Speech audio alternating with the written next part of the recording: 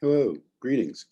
My name is Lyle Benjamin, and I am the founder and executive director of Planned Acts of Kindness, a nonprofit 501c3 organization working for the betterment of kids, people, and the planet through books, courses, workshops, programs, and activities, all designed to help people lead happier, healthier, and more successful lives. So I want to thank you for taking time out of your day to attend our COVID-19 Memorial Day, a day of remembrance and celebration of loved ones lost, and also how we can go ahead and engage on helping ourselves through healing, but then also being a benefit to others as well. So today what we're going to do is I'm going to share some information about COVID-19 and about planned acts of kindness. And we're going to go into some panel discussions, and we're going to showcase people who lost loved ones due to COVID-19 and what that loss meant to the world. We're also going to have a segment on helping heroes, essential workers who went above and beyond in order to help others as well. And may that serve as an inspiration to us to do more in our lives for others as well. And we're going to have a panel discussion with experts as they can help us deal with really the changes and the devastation that COVID-19 has brought into so many of our lives. A year ago, none of us could have foreseen, what we've gone through in 2020, what we're going through in 2021. And it's been a very difficult time, not only for the people who lost loved ones, but people who have family members who have gotten sick, people who have lost jobs, people who had to change their educational plans because of COVID-19. And it's really affected all segments of society, not just in the United States, but around the world. And the part of the problem that Planned Acts is designed to go ahead and address is that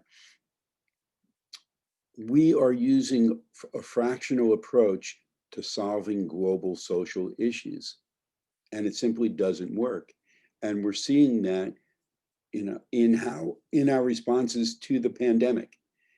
Not only in the United States don't we have a national response to it, we have states that have different responses as well. And they're often in conflict with each other. So the lesson that we have to learn from this is that we have to do more to collaborate. And it's not only within our country where we have to show more civility, more unity, but it's also around the world. And that's why in 2021, we're launching the year of One Planet, One People to get us on the right path for this collaboration, because there are other issues in addition to the pandemic that are going to adversely affect life on this planet for billions of people. Everything from climate change to pollution to overpopulation to war and terrorism, especially when we're going to start to have a drain on resources in different areas of the world. So we have to go ahead and stop the fractional approach, and we have to involve the institutions, the schools, the religious organizations, nonprofits and NGOs, governments and government agencies, and businesses working together to solve these issues. And Planned Acts of Kindness is founded on the mission that they're not going to be, these issues are not going to be solved by governments and companies alone. They're going to be solved by ordinary people like you and I working together on common causes with a common focus. And the way that we do that is through the Karma Club. Everyone who comes into Planned Acts of Kindness, right, can join the Karma Club. And it's a global social responsibility platform where every day you can wake up and there's a new planned act of kindness that you can do with your friends, family, coworkers, and in your community. And the goal is to have tens of millions of people in the United States, hundreds of millions of people around the world doing the same exact planned act of kindness on the same day and unleashing that much positive, powerful energy into the world. The keys to living happier, healthier lives, not a question of how much money you make, not a question of how many drugs you take, not a question of how many toys you have. The keys are the quality of your relationships with others and your strength of community. And that's what Planned Acts enhances with people. What we've done is we've gamified karma. So you can do your daily planned acts of kindness, you can do engagement, you can volunteer no matter where you are in the world through our organization, and you can do support. And when you do these to certain levels, then you're eligible for free gifts that we give away. And in 2021, the year of One Planet, One People, our goal is to be giving away recognition and rewards to hundreds of people a day who have leveled up in the Karma Club. But like I said before, the problems of the world, climate change, pollution, overpopulation, pandemics, war, and terrorism are not going to be solved by governments and companies alone. So Karma Club works from the grassroots up where people are taking personal responsibility, but also it can go ahead and collectively bring people together to address the issues that governments and companies need to adjust for quality of life for people. So imagine if we had tens of millions of people coming together to combat climate change or even the pandemic. Back in March of 2020, I wrote a blog about how I felt COVID-19 was being transmitted. At the time, we were being told that it was transmitted by coughing, sneezing, and surface contact. But what I realized is that if you go outside in the wintertime and you just breathe, what do you see? You see a mist. Now imagine if that mist was red and you were standing talking to someone and you were asymptomatic and you didn't know, right, that you could transmit the virus. Well, in just a matter of minutes, that other person would be covered in red droplets. That person could get infected. And that's why it was a necessity to be wearing masks from the outset.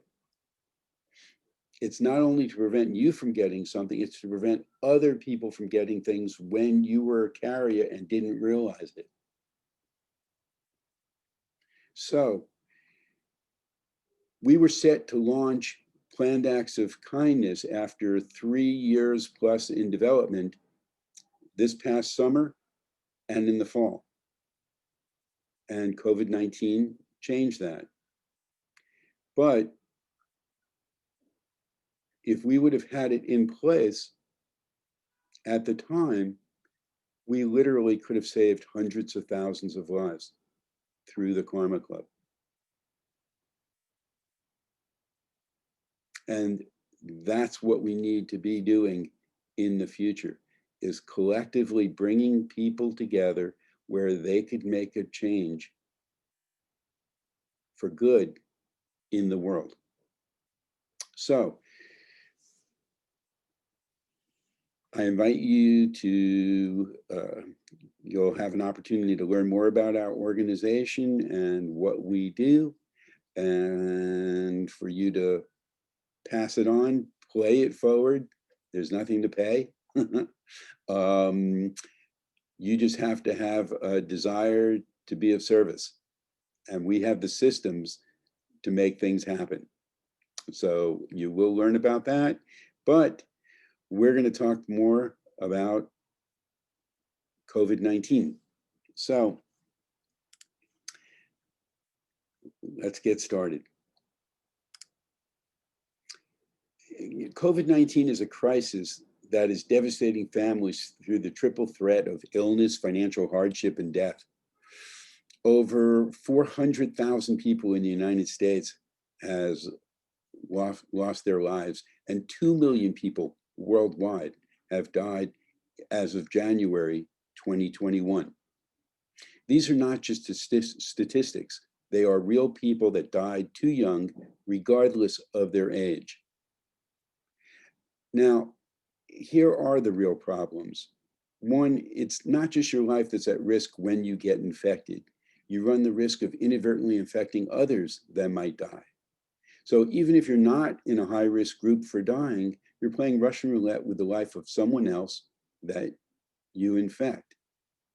And is that really something that you want to do, that you want to be responsible for? So it's not just about dying, it's about getting sick and getting others sick, destroying people's ability to work, get an education, take care of other people, and remain financially solvent. And remember, anything that can happen to other people can happen to you.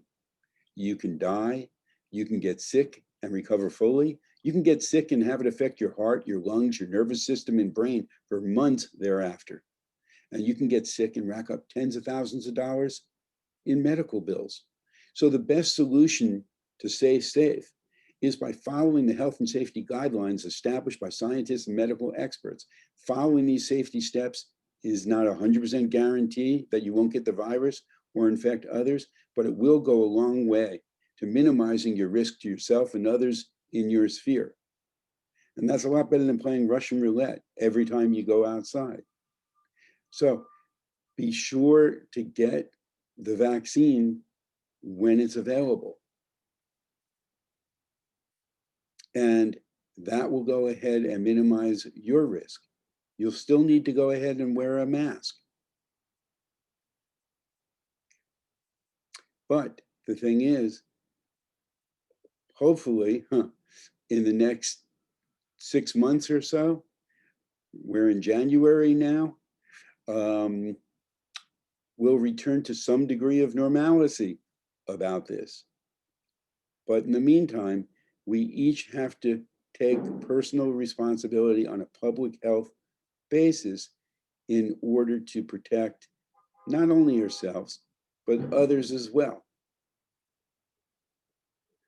So that's the problem that we face. That's part of the solution. In order to help with the solution, we've created a safety app that goes into health, hygiene, when you're outdoors, when you're talking with other people, and also deals with wellness. And this is available on our app, which you can get through our website or by scanning the QR code, and you'll have an opportunity to get that QR code later during this talk. So the thing is that what this does, it has behaviors here that you can do in order to stay safe. And when you do these, you're going to go ahead and get points for doing it. The goal is for you to get in the habit of doing what you need to do in order to stay safe. And if you're a member of a group in a school, in a religious organization, an NPO, NGO, government, business, you can actually have us brand the app for your organization We'll create a leaderboard for all the people in your team, and then we can do recognition and rewards for the people who earn the most points and stay safe. And it's a great way to promote, teamwork, unity, and safety at the same time. Additionally, we have our COVID-19 memorial book that we're giving out. And I'm sorry, I didn't go ahead and share my screen on the safety app, but I guess I'll go back to it in a little bit.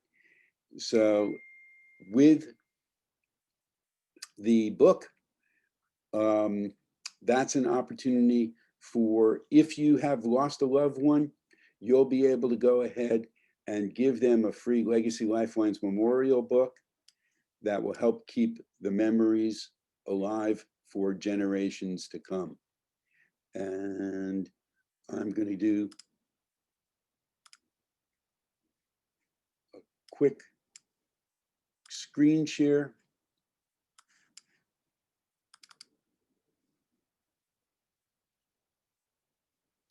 About the book in just a little bit.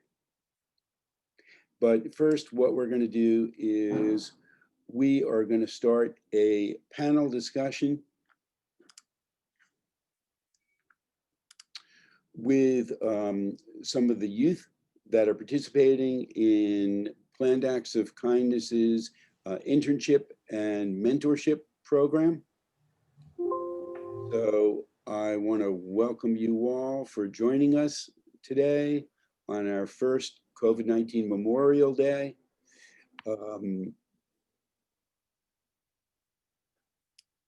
We are going to get started in just a second. And I believe we're waiting for one other person to join us. Okay, welcome. What we have here is our panel of interns from various places around the world. They're in our internship mentorship program. And they are going to be sharing stories about loved ones that were lost and what that loss meant to people in the world. Okay, so without further ado, we're going to get started. And Prama, you're welcome to share.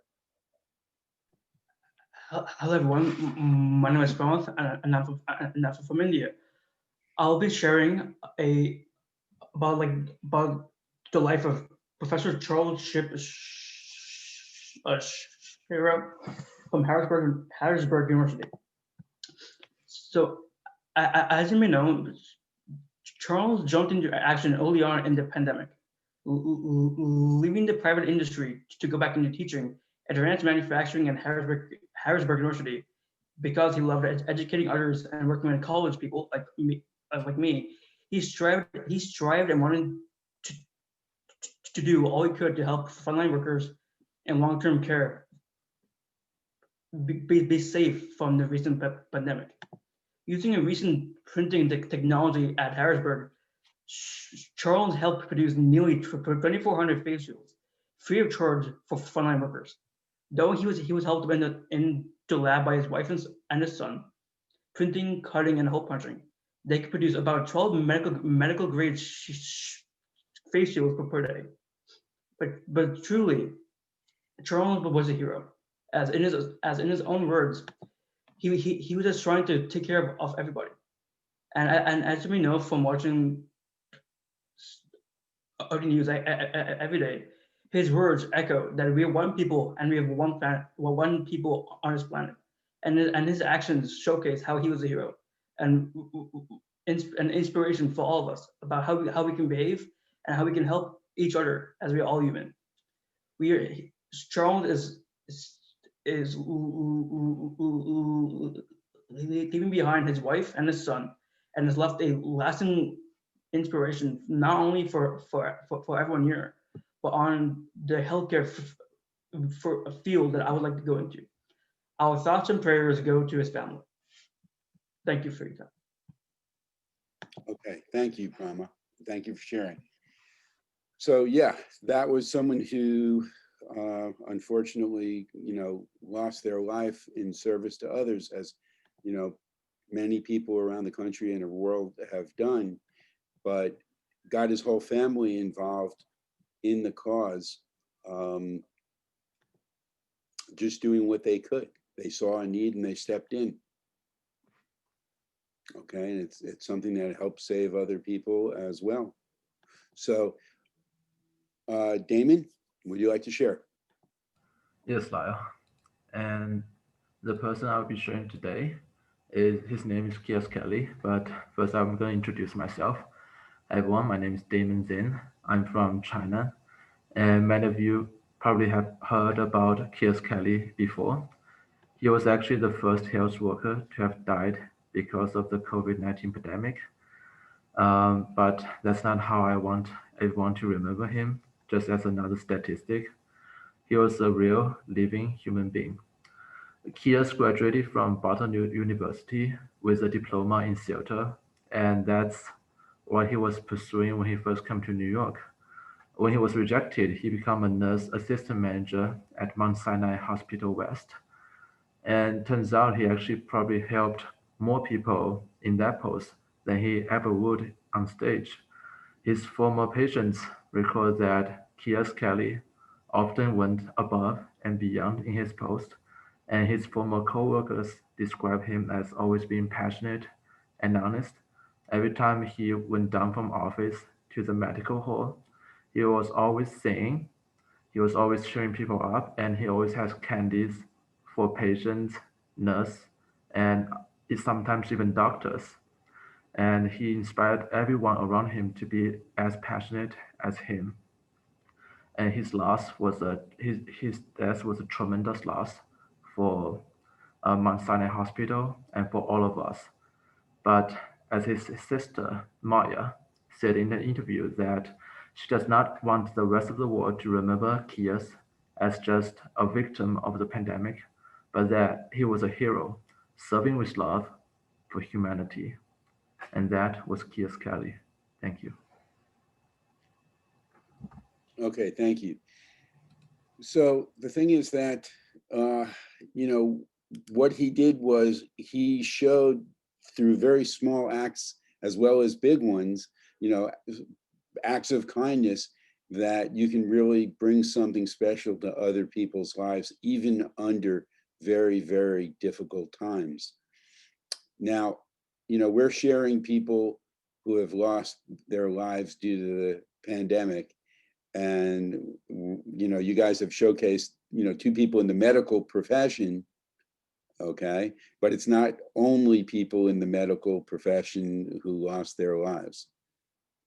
It's people from all different, age range, all different economic status, all different levels of health, unfortunately, due to complications. So it really does affect and has affected virtually everyone, maybe not to the same degree, because we know that, right, there's a economic factor that goes into whether you're more likely to get sick. You're doing jobs that put you at more risk because of the economics of it. People of color are also more affected and more susceptible. So the thing is that everyone has been affected by this, and we need to recognize and acknowledge people from all areas of the world that have, and do what we can to help the people who are the survivors. And that's why we're also doing our initiatives, so that we can bring a little bit of joy to those people through these horrendous circumstances. because their lives are never going to be the same. When you lose someone through illness, through accident, and I've had that happen in my life, you're affected.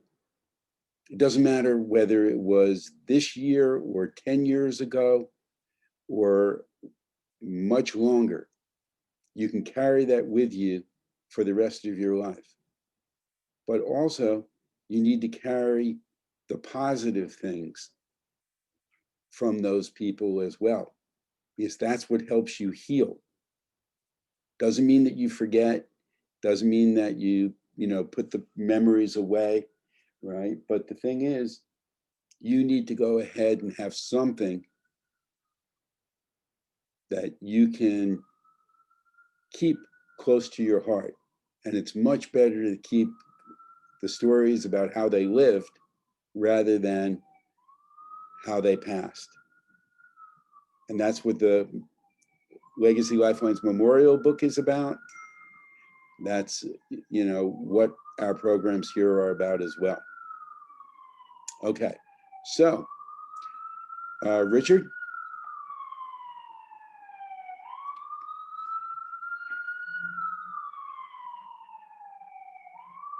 America. Sorry, can you go ahead and start again because your audio didn't kick in? Oh, sorry about that. So my name is Richard Rodriguez, and I am from America. And I'll be talking about Lorena Borjas. So Lorena Borjas was a transgender and immigration rights activist who emigrated to America from Mexico in 1981 in search of hormone therapy, as well as a new life and transitioning to live as a woman. And in her early days of living in America, she realized that the transgender, as well as just the LGBTQ community, wasn't treated as well as maybe she thought they would have been. And she was soon forced into a life of sex work, as well as being human trafficked. And through her experiences, Borjas decided to make activism her career, specifically for immigrants, as well as the transgender and LGBTQ community. And this is how she became known as the mother of the trans Latinx community. She would host women who have been ostracized from their families in her own apartment until they're able to support themselves, whether that be immigrants, transgender, LGBTQ, or whoever needed it in her community.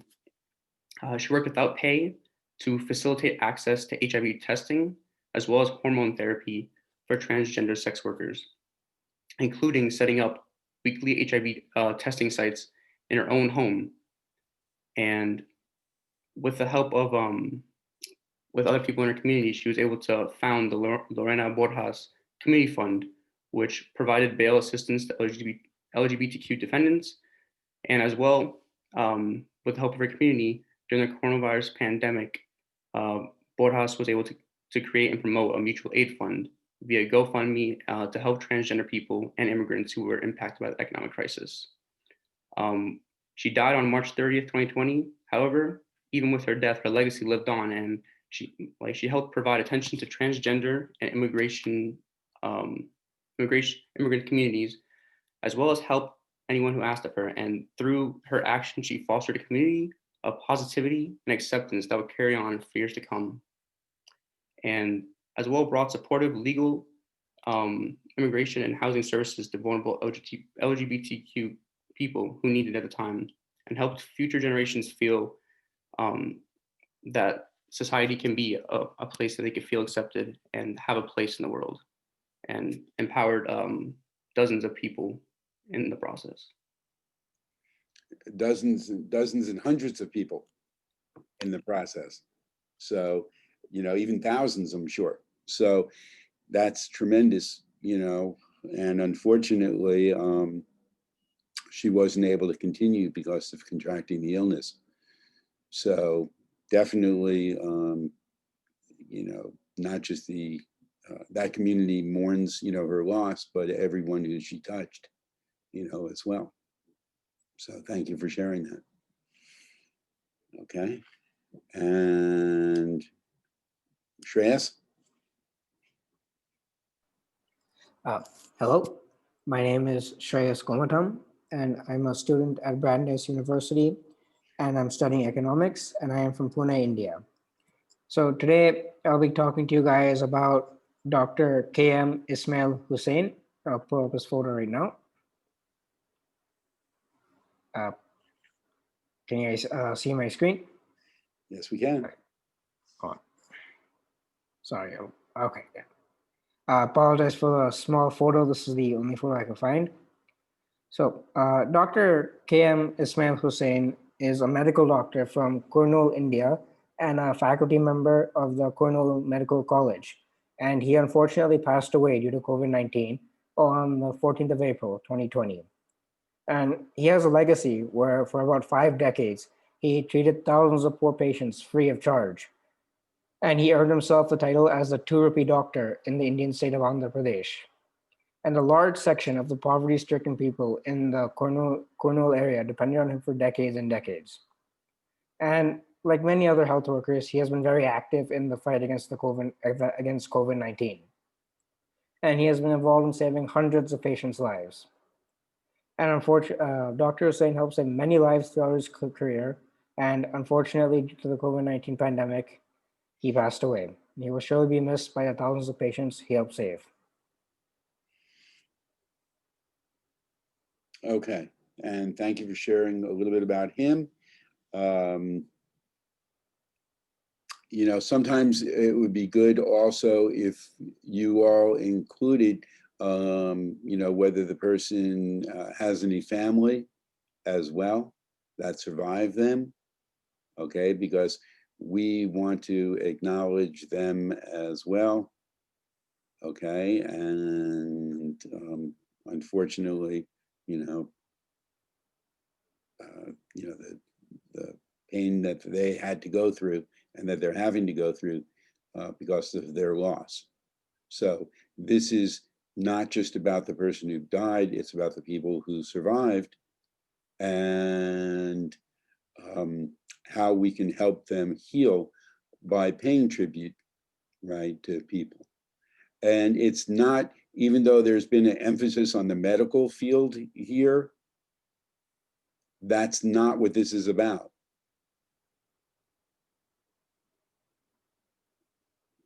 It's about everyone.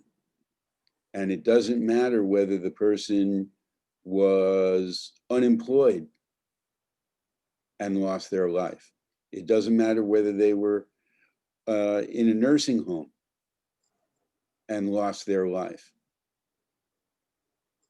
There was something that they did that contributed positively to the world, and they're going to be missed. And their presence is going to be missed. That's what we're acknowledging, okay, from everyone.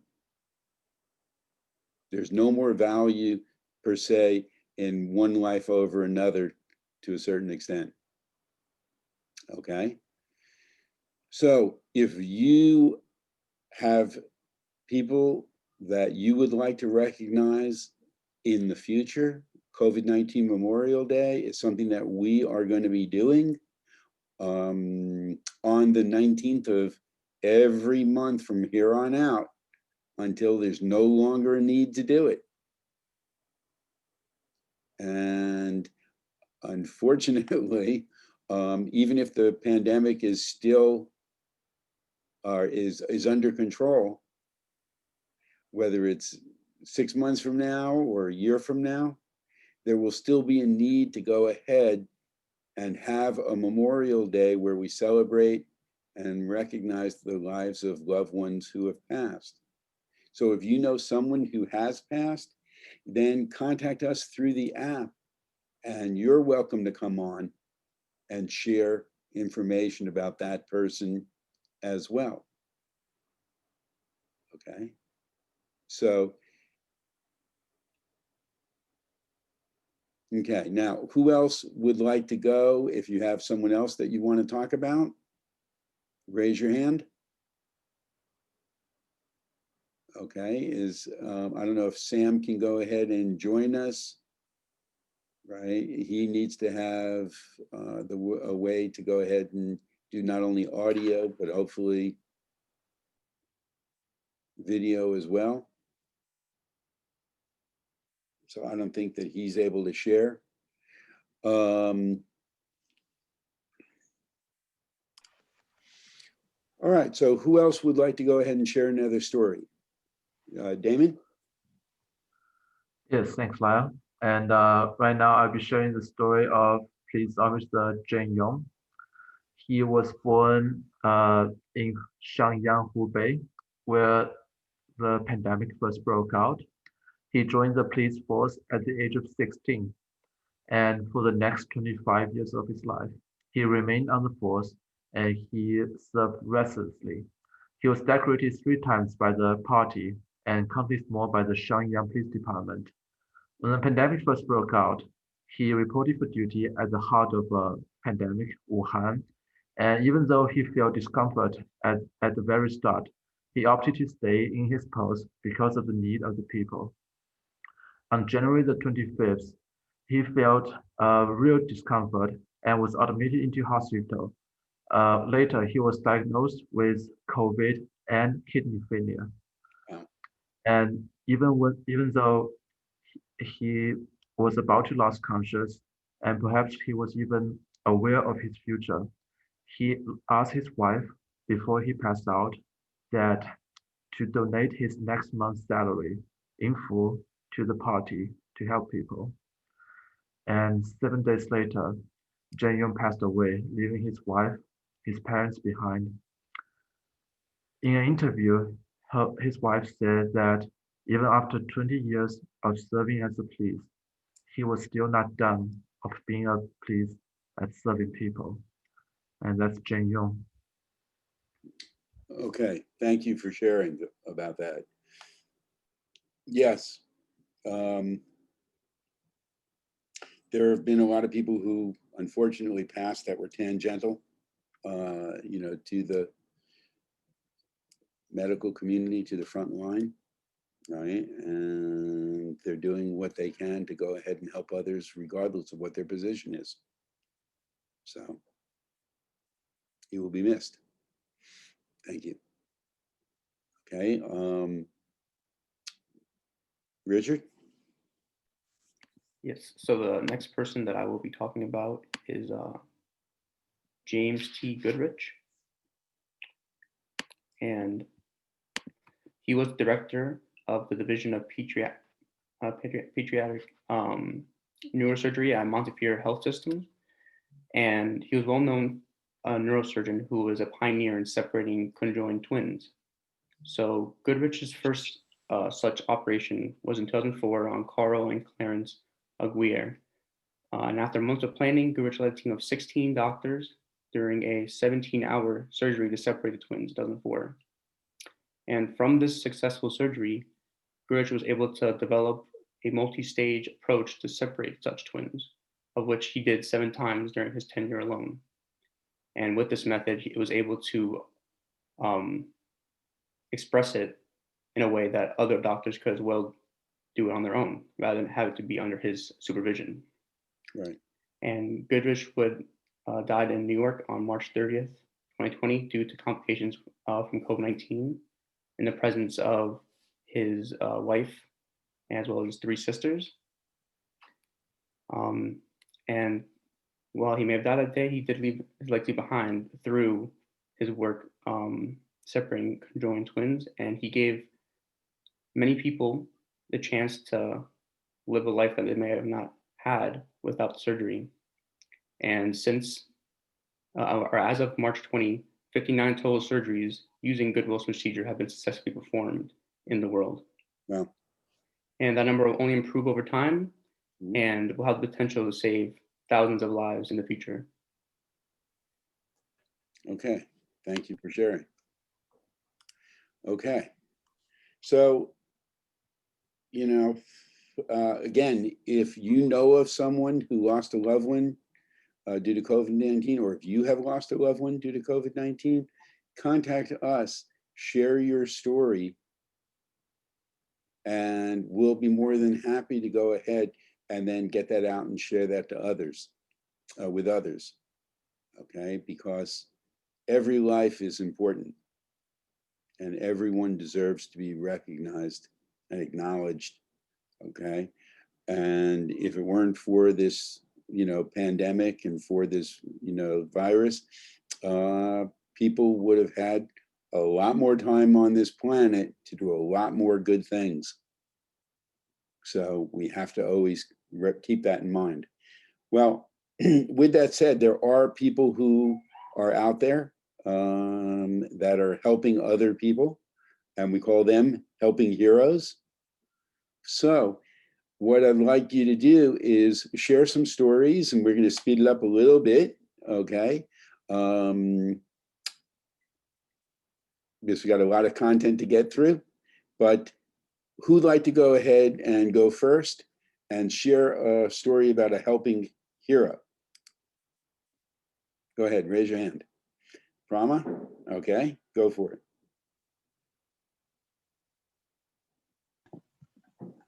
Hello everyone, my name is Prama, and I would like to present Shilpa Sri AS.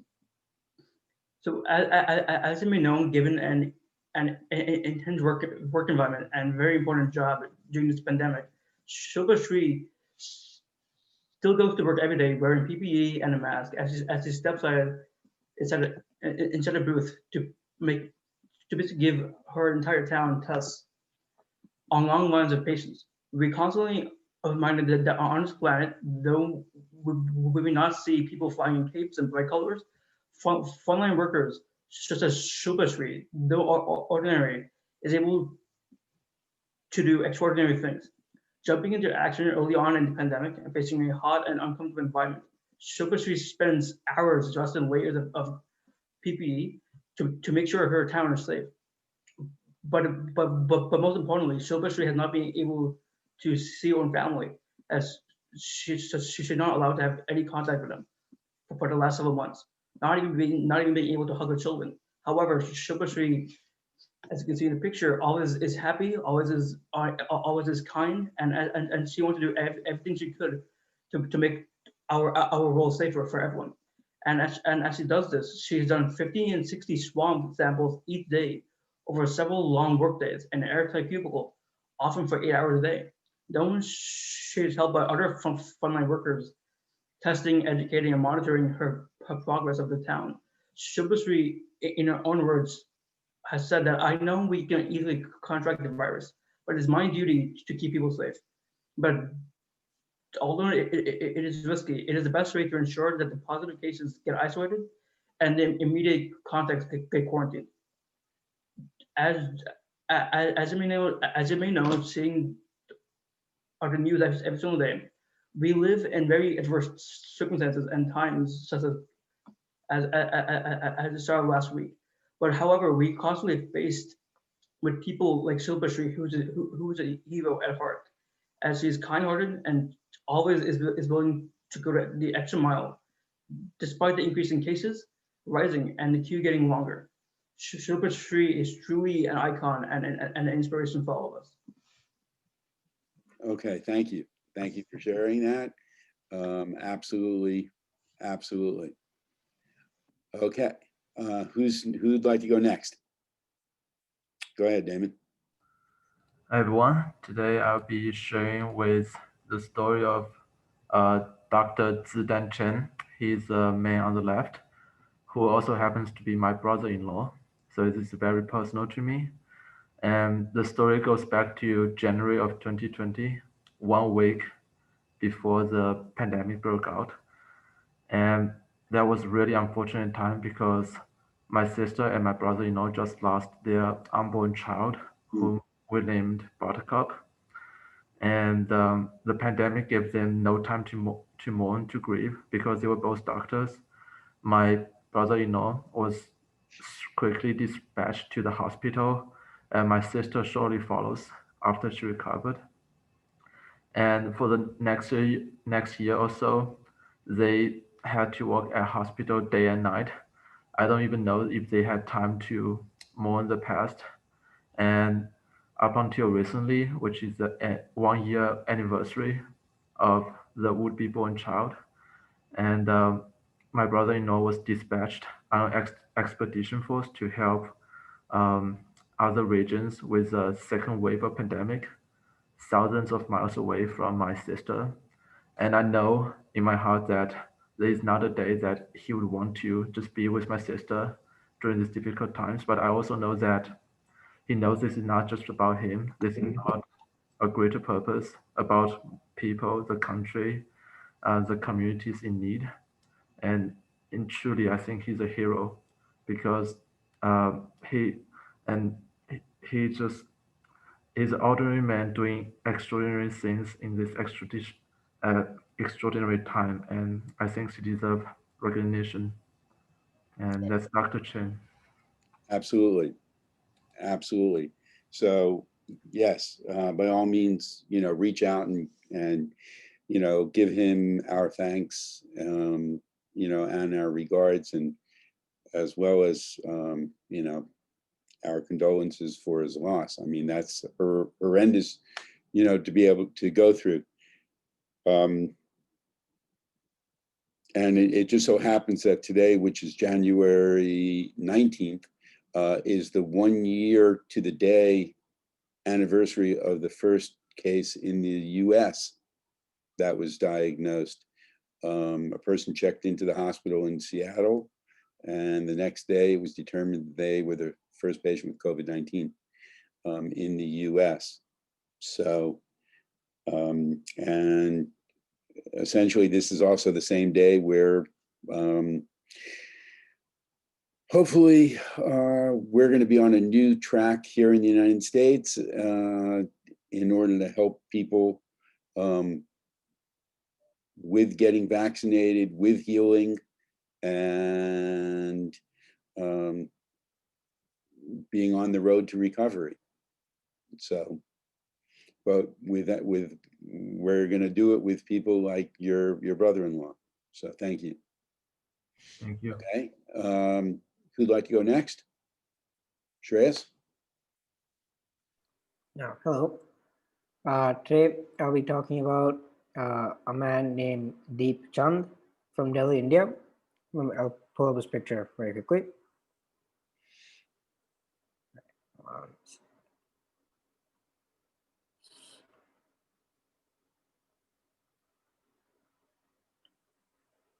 Sorry for the delay. All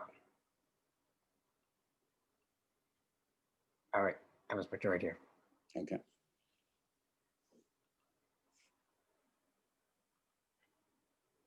Right, share my screen.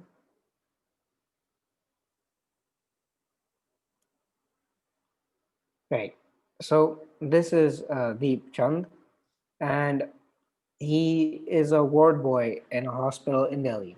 Now, in India, ward boy is a common term for assistants in hospitals in India, and they are one of the many unsung heroes in this pandemic.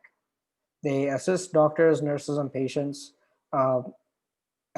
daily, and their duties usually involve feeding patients, taking them across the hospital for various tests, and talking to patients and consoling them.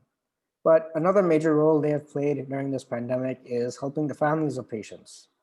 Like in India, like most countries in the world, hospitals have had a tough time dealing with the surge of COVID-19 cases.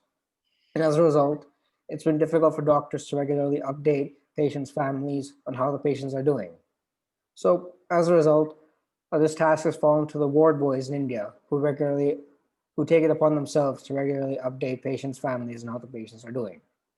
So one such ward boy is this man named Deep Chand.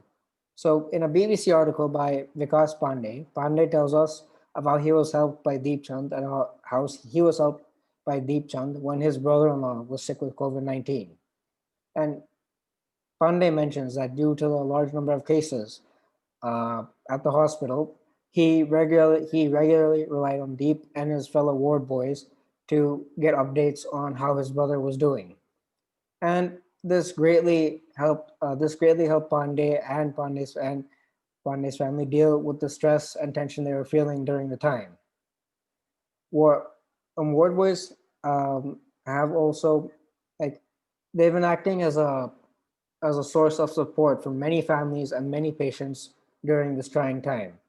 Pandey also recalls another ward boy telling him that when his brother-in-law got sick, the ward boy told him, "Don't worry, I've seen patients who are even worse condition recover. So don't worry, there's hope."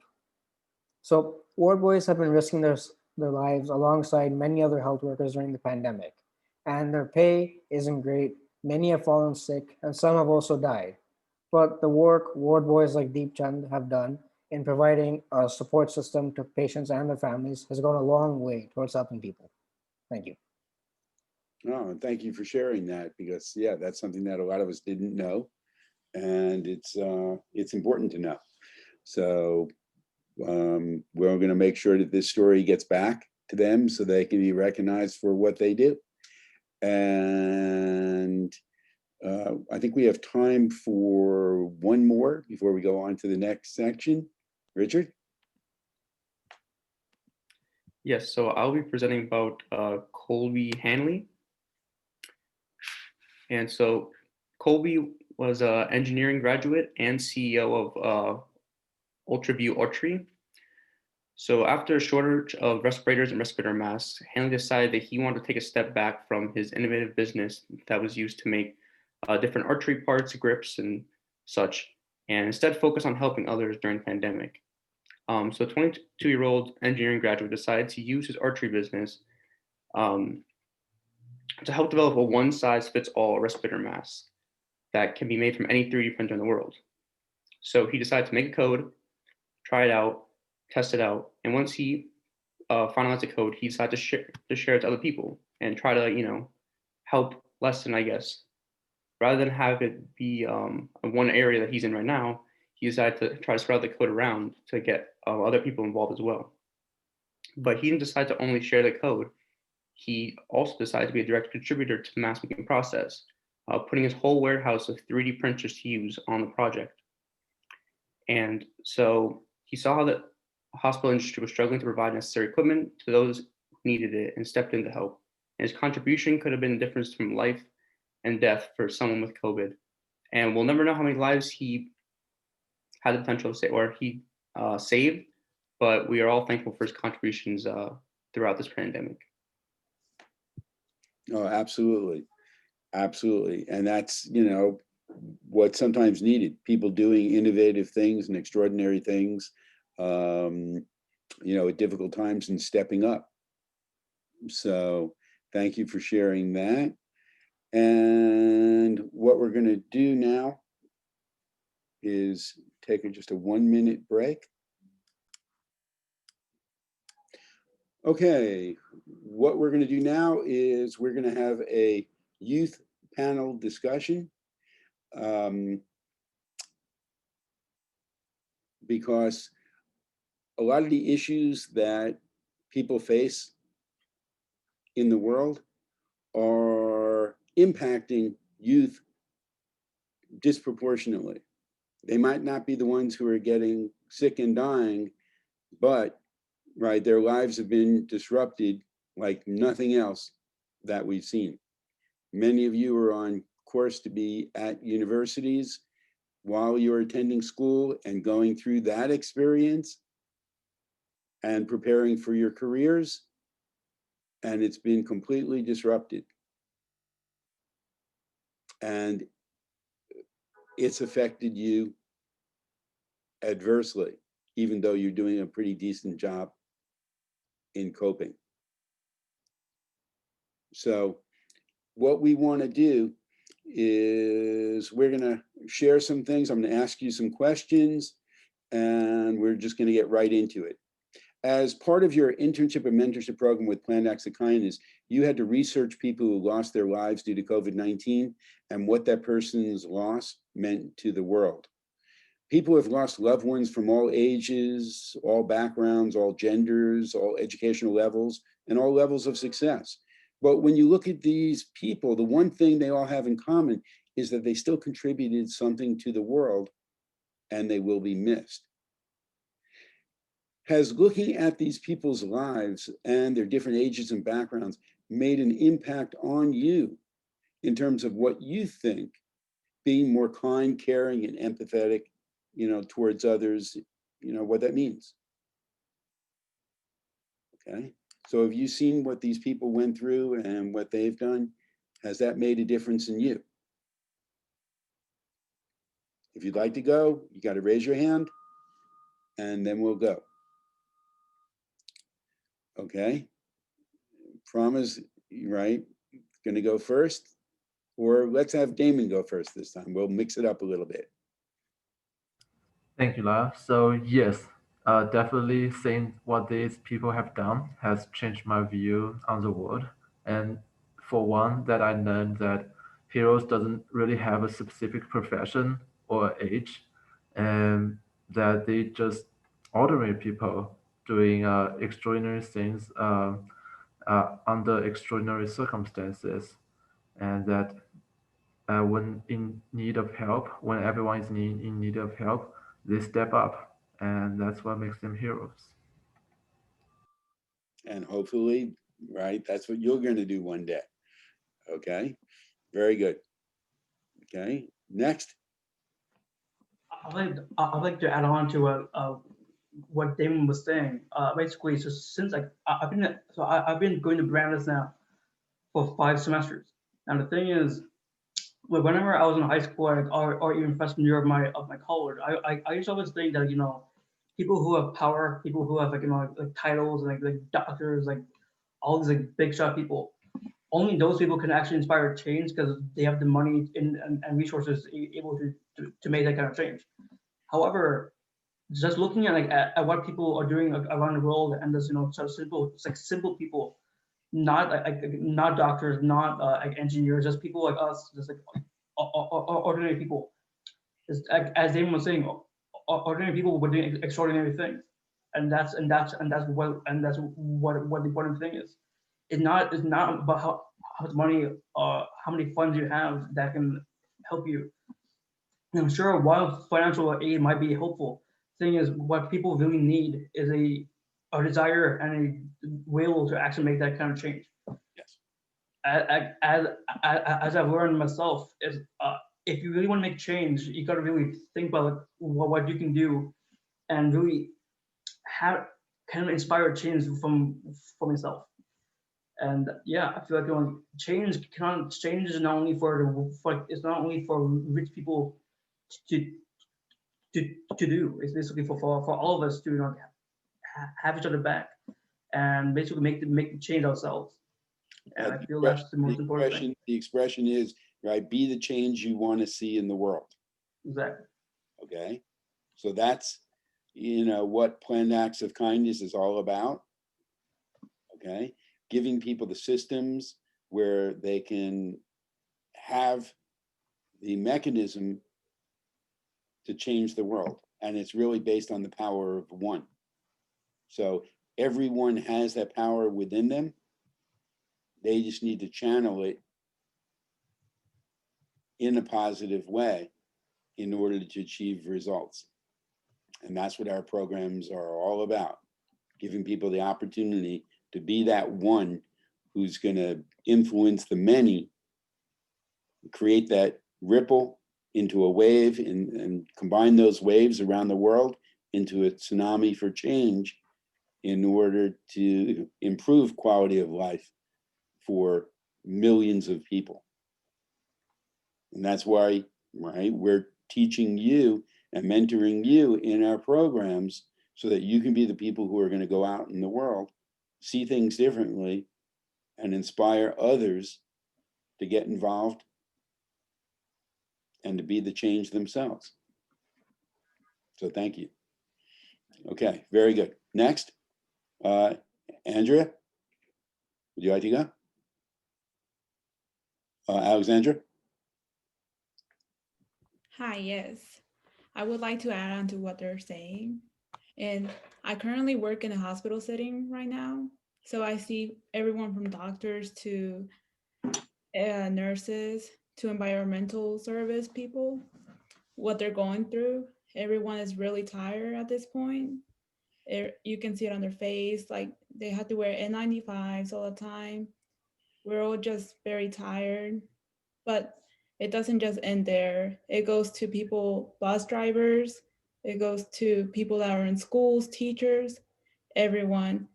this has affected everybody's lives, and we're all just trying to make a change. And hopefully soon we start seeing changes with the COVID vaccine out and everything. But we're all just trying to stay hopeful. And has this made you more empathetic to other people Oh yeah, in terms of yourself? yes, yes. What I've seen working in a hospital setting has changed my view a lot on everything. I see a lot on social media about how people perceive this, and it's working there. Actually, you see a whole other world. You actually see people die all the time. It's very sad setting, but we're all trying to push through. Okay, so thank you. Thank you for sharing. Thank you. Okay, next. Richard, go ahead.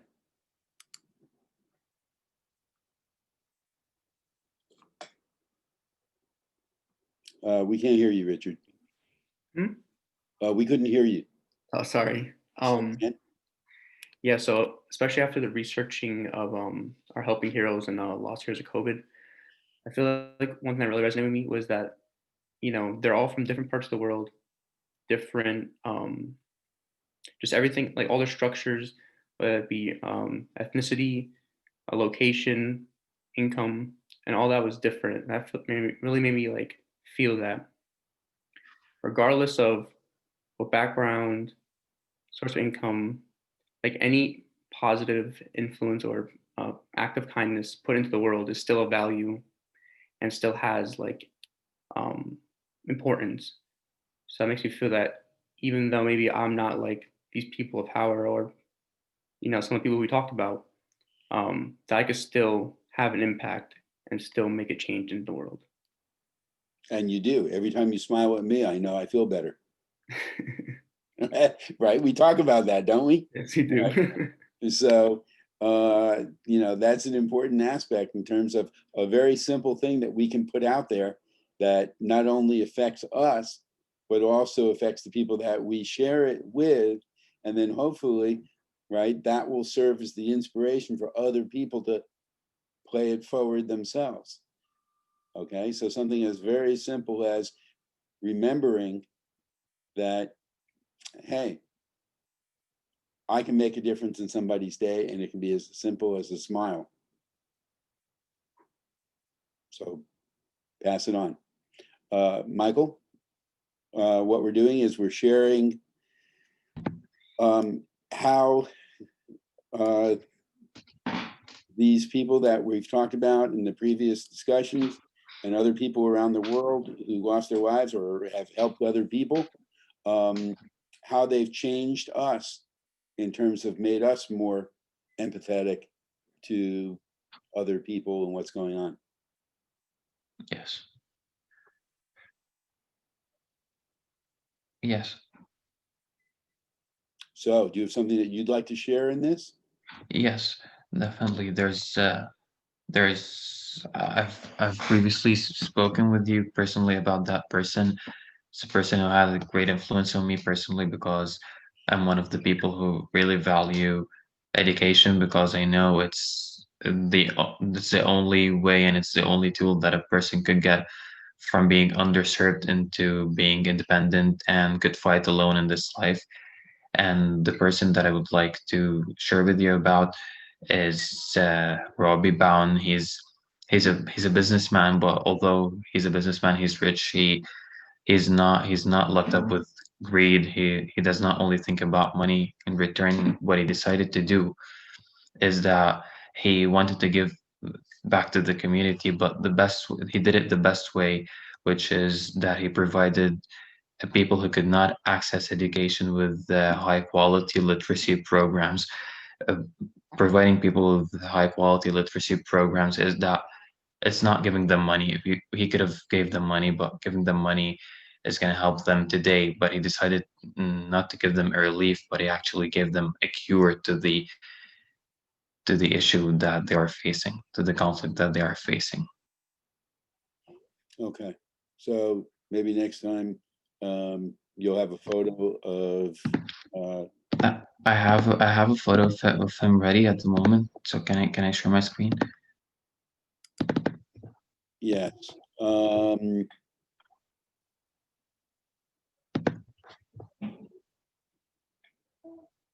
So this is the guy. This is the person that this is the person who I was just talking about. Even recently before he died, he was able to raise lots of money for the LGBTQ community. Okay, and we don't see the image. Oh, I thought it was. I just shared my screen. Um, Okay, so what we'll do is we'll come back to that later, okay? Because right now, okay, you have it up now? no, yeah, if you want, I can come back to that later. Yeah, we'll come back to it later because this portion is really a panel discussion by answering questions.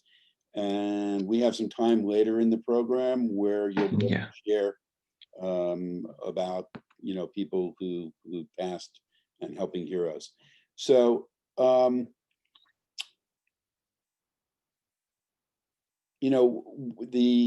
of you started to talk about the next thing. You had to research into essential workers and the sacrifices that they're making in order to help others.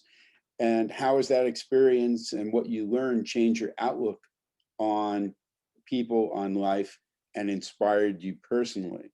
In other words, it's not just about being, empathetic, but in terms of what you want to do with your life, has it changed a little bit the direction that you want to go?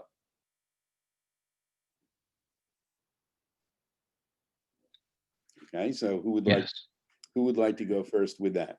Shreyas, go ahead. Yeah. So while we were talking about various people who've been helping out others during the pandemic, um, I heard about people who hadn't seen their family in months due to the work that they were doing, and and generally on the news you hear a lot of negative things, like with the pandemic especially, and then there's um, like past couple years there've been war, terrorism, etc. And it doesn't give you a very good outlook on how the world is progressing, on how life is progressing. But when you see that people are voluntarily uh like even though they wouldn't like to be away from their families, they are stepping up for the greater good and spending time away from their families and helping other people out. It gives you like a very it gives me personally a positive outlook that the world is headed towards a better place, and it makes me think that I can do something too like that in the future with my career too. So it's something hopeful to look forward to. Okay, very good. Yeah, there are people who are making sacrifices where they don't see their family for weeks at a time because they don't want to possibly infect them. And there was a nursing home where the entire staff spent like 35 days living at the facility, never leaving the facility, so they can give round the clock care to the residents. And finally, when the threat was contained, and that's when they were able to go back to their families. But they spent 35 days living at the facility, not seeing their own families, putting their own lives on the line, right? Things like that, right, can show, sometimes we complain about the little things that we have to deal with, the little stresses that we have to deal with in life. Well, maybe this can put those things into perspective, and we can all exhibit a little bit more civility to others, as and let some of the little things slide, because there's going to be enough big things in our lives that we're going to have to deal with. So let's save our energy for those, and let's cultivate a positive outlook so we can handle things that come along in a better way, not only for ourselves, right, but our families and others as well. And I think that's what, is part of the inspiration we can get from seeing how these heroes have lived their lives. Okay. And you're welcome to comment on what I'm talking about and what other people have shared. Anyone else want to comment on this aspect? Yeah. Yeah, Michael, go ahead. Yes, and that's something that I've seen with people. That doctor that I know is during the first days of COVID, where we didn't know that the mask could prevent us from getting infected, and he was back from home, back from work to home, and his son, as like any other kid who would run to see his father at the moment, and then he wanted to hug him, and his father just had to push him away from him, which is so sad. Like any other son in the world, when his father comes, he goes for a hug, and this father had to push his son away just because he didn't know what was the consequences. Right. Right. So people are making sacrifices Yeah. in order to help other people. So that's what we're here for. We're here to recognize those people and to see, how we can be better ourselves, and that we are all in it together. Again, it goes back to, right? This is a story that's played out all over the world in countries all over the world. And we are all connected. So let's be the change that we want to see. Let's do better. All right. Anyone else on this subject, or we can go to the next question. You all come from different backgrounds and you're studying at different universities and you're in different fields. Has what you've been going through changed your perspective about your career and what's important for you to do over your lifetime? Because I'm sure, like other people around the world, some of you have picked careers because it's what your parents want you to go into. And it's not always what you think you want to do, but you're doing it because of it may be a good profession. It might have stability. Okay. And those are all good things to have. But what's also needed is a desire to go ahead and do the work, right? Determination, so that when it gets difficult, you want to stick with it because of that desire. So has this caused you to do any reflection on what you want to do with your life and possibly tweak the direction you want to go in? Damon, go ahead. Yes, I would say definitely. So my original plan was to go into marketing and then sports business, and eventually I thought I would end up with working in the esports industry.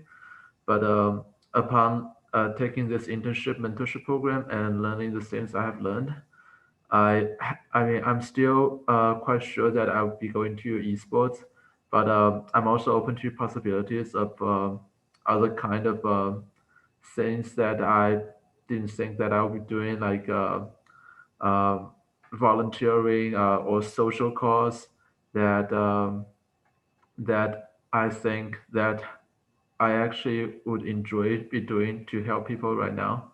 So it definitely has an impact. I'm still open for possibilities. Great. And as you know, one of the things that you're going to be getting into as you get deeper into our programs is combining the two things. In other words, going into the sports field, but then helping them with their objectives in conjunction with our programs so that we're helping more and more people. So one of the things that you are going to be working on is going to the sports teams, going to the sports leagues, and asking them to give away the COVID-19 memorial book to their fans who have lost loved ones due to COVID-19. And this is the collaboration aspects of what we need in the world. Okay, so engaging other businesses, other institutions to help them achieve their objectives, but at the same time, right, providing quality of life programs to help more and more people. So it's not something that would ever have come on their radar, okay, that they can do something like that for people in their community, help them heal by providing a keepsake that helps keep the memories and the joy alive of a loved one who passed. But you're going to bring that program to sports teams and sports leagues around the country and hopefully even internationally. So when that happens and they give away possibly thousands, tens of thousands of books, you've made that happen. And that's a big deal. And that's what we're looking for each one of you to do, is to take your interests, take it into the real world through our programs, and then help the institutions achieve their objectives in conjunction through collaboration. So their objectives is, right, they have a fan base and they want to do things that are not only directly related to sports. It's called corporate social responsibility. And companies need to do this for not only their shareholders, but their stakeholders, because they exist in communities. They exist on a local, a national, even a global level. And they've got to be good global citizens. And often they don't know how to do that. So we've got the programs that could help them do that.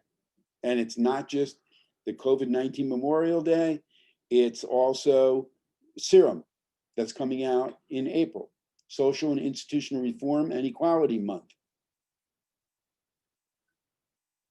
And we'll share some of that later on in the program as well. And for all of our initiatives, almost all of them, all right, people can go to our app and then go to the navigation bar and they can scroll down and see the different things that we're doing. And we invite everyone, no matter what age they are, no matter whether they're in primary school, secondary school, whether they're in the workforce, whether they've been retired for 10 years, whether they're unemployed, whether they've never worked, okay? They've been taking care of kids, taking care of relatives. A lot of people have to do that in the world. Everyone is welcome. Every country, every gender, every age, every language. We have programs that can help you be the hero. All it takes is desire, determination, and a willingness to learn. And we'll set you up in the volunteer program based upon your interests, where you can go into whatever group you're interested in having an impact in. If you want to work right with students in schools, you can do that. You want to work with religious organizations, you can do that. You want to work with nonprofits or NGOs, fine. We've got lots of programs. You want to work with governments, you can do that. We have a tremendous number of programs.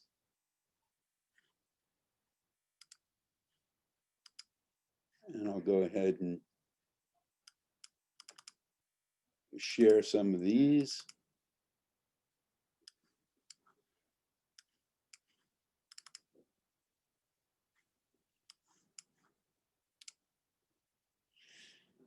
So you can become a global peace ambassador. How many countries can you do outreach to in 30 days and have them take the Planned Act of Kindness Civility Pledge in their own language, where it goes into our world video map? So I hereby make a pact to treat others with respect and kindness, and to go through life from this day forward, acting towards others as I would wish to be treated myself. This is Lyle from the United States for plannedacts.org. Takes about 15 seconds to do, but you can be the hero and you can get recognition and rewards for what you're doing in this program. So that's one of our outreach programs, and we have lots of other videos that people can do through our app as they become global peace ambassadors. And you might like doing artwork, you might like doing dance, music, right? Sports. You can take your interests and apply it to our programs where you can be the hero. You can ask people, right? Or you can do a video yourself. What does civility mean to you? And just talk about it, right? You can do a video on what we're talking about today. Do you have have you lost a loved one due to COVID-19? And you can share what that loved one meant to the world. You can share a story of kindness, what someone did for you that really affected your life in a positive way, so that that can be an inspiration to others to go ahead and do something positive. And you can share what you think is a major problem in the world and what needs to be done to solve that problem. And it can be a gender issue. It can be pollution. It can be on income inequality. It can be on literally anything, because we are fully aligned with all 17 of the United Nations Sustainable Development Goals in terms of our programs. So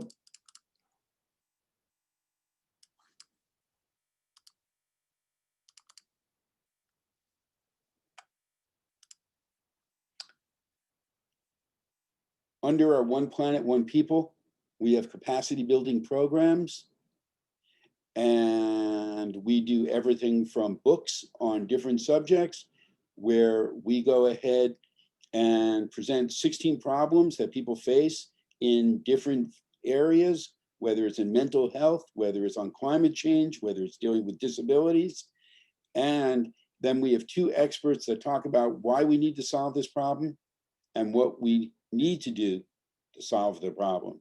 So the books are expert reference books on a particular subject or an eclectic mix of subjects. And the books form the basis of workshops. And inside the book, when you have the book, it tells you how to form your One Planet, One People social responsibility workshop. And they're completely free. You gather a group of people together, whether it's on Zoom like this, or whether it's in person if you're all being safe, and you read out loud what the problem is, how we normally handle it, not a good way, what the experts say. And then you have a discussion group about the issue. And all of our programs are based on the formula E plus A equals O. Education plus action equals objectives. So the thing is, you're getting educated, but at the same time, you can take action on an issue that you're interested in on either a local, a national, or a global level.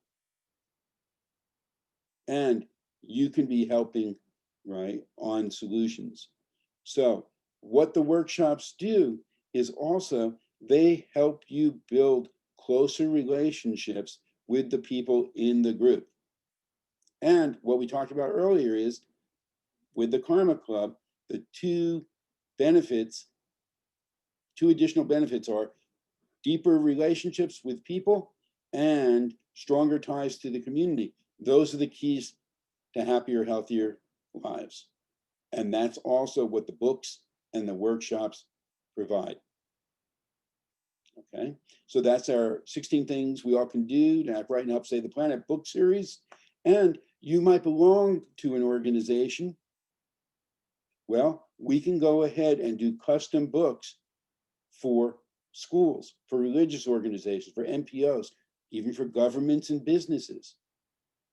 We can do them as fundraisers for other NPOs. And what they do is they help go ahead and get your mission out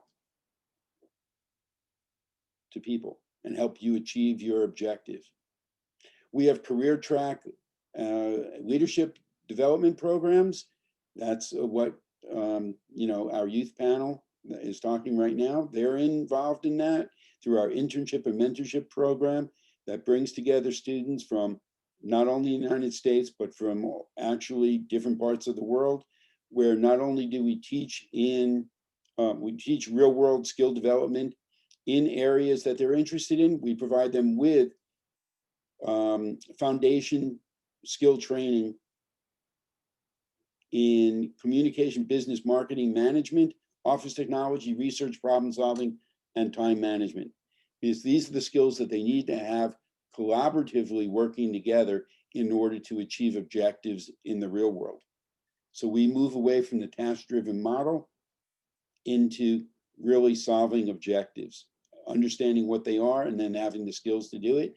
And in the coming months, we're launching this as a certification program that's available to businesses as well as other organizations to put their people through so that they can have the skills to tackle anything that comes up, not only for the organization, but also for their own quality of life issues.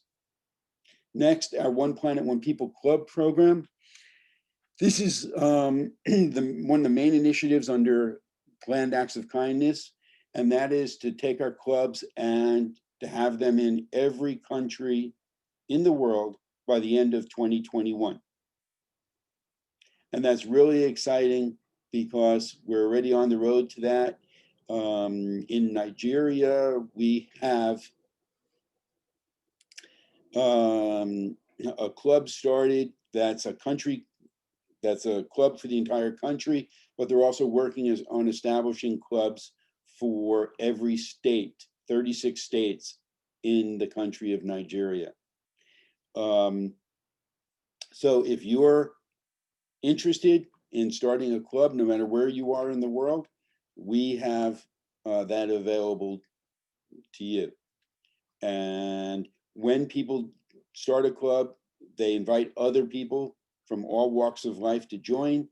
Then, based upon those people's interests, they get to do volunteer work on important social issues that affect not only the local community, but the national and global communities as well. So this is your chance to make a huge difference in the world.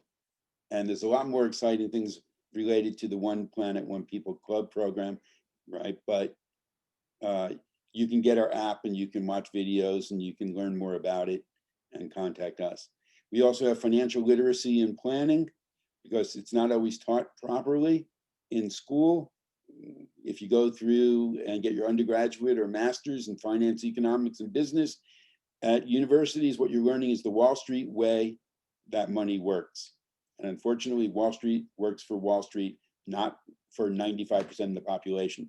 So we teach concepts that people need to know, and we teach people how they should have a foundation that could help themselves, their family, and their, even future generations. So that's a whole program. If you're interested in learning about that, get in touch.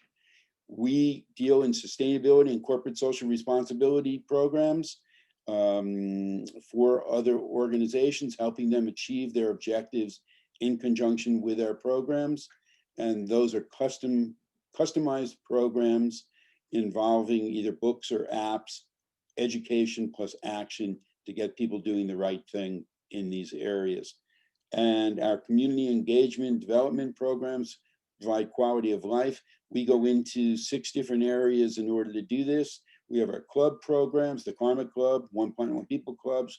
We have different book series that we do, courses in different areas, our Crazy Ambitious Activities programs, as well as other things that volunteers can do, events, and also games, because not everybody wants to go ahead and learn the same way.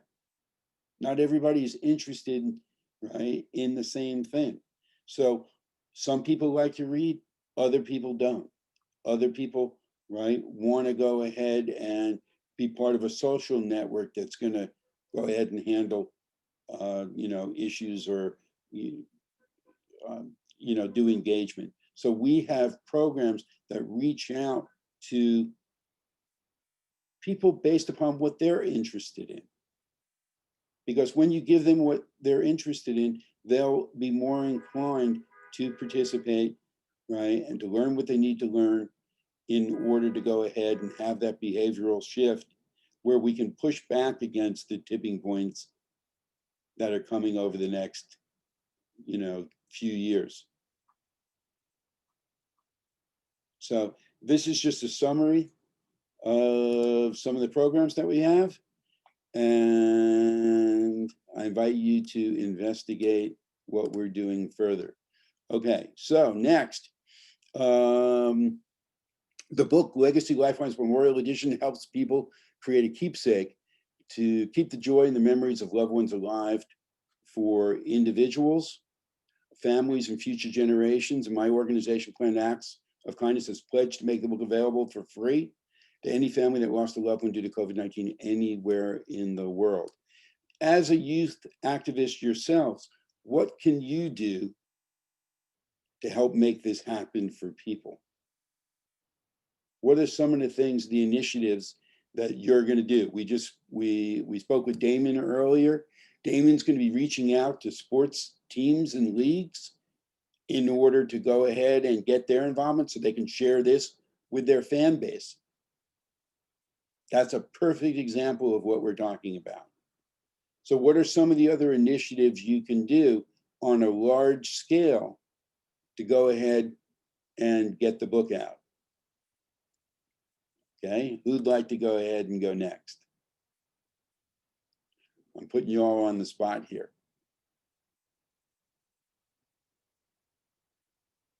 Okay, so let's go ahead and, Michael, go ahead.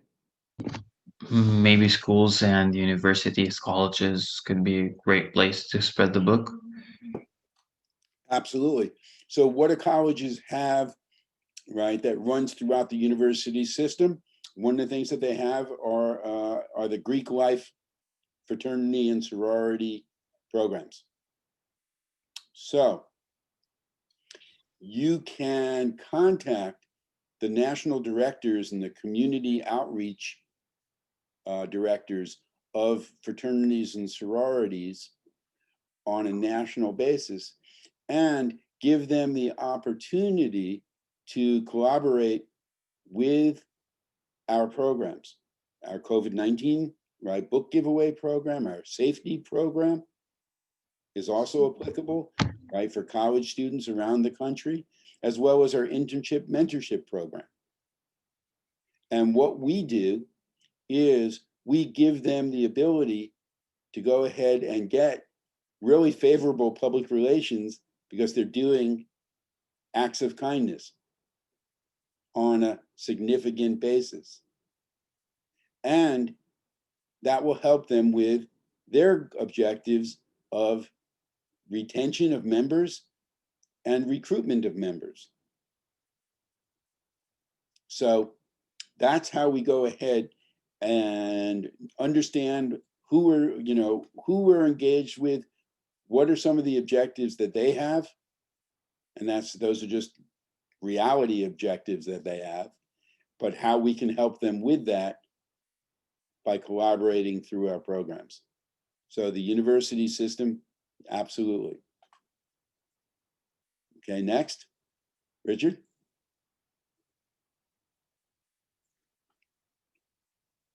roles in different medical groups, I feel like a lot of these people are actually coming in contact with the people who potentially have actually lost a loved one. So it'd be good to, I guess, have them, if it's possible, like have the books there so they could give it to them, or like, be in contact with them, like offering the book to those people who may need it right as it's happening. Yeah, the thing is that when it's happening to people, it's really not a good time to go ahead and possibly introduce it then, because there's so many other things that they have to deal with and cope with. So it's good for them to know about it, okay? But it's not something that we expect people to do right away. They still have to come to terms with a lot of things that they're going through, and the grief that they've is just part of the the unfortunate consequence of losing someone. So the books will be available, and if someone isn't ready to do it 2 months after, well, it'll be available a year later, hopefully 2 years later. Okay, so whenever the person's ready, right, we'll be there and ready. But going through the medical community where they have knowledge of it and they feel as the time is right, then they can certainly recommend it. Absolutely. Absolutely. And one of the, a lot of things that we deal with have to do with the health and wellness industry. Unfortunately, in some of these cases, we're dealing with, after the fact. Others are preventative ways that we can go ahead and help people. So one of the programs that we're going to be starting is called Project COPE. And let me see if I can call something up with Project COPE. Okay, and let's see.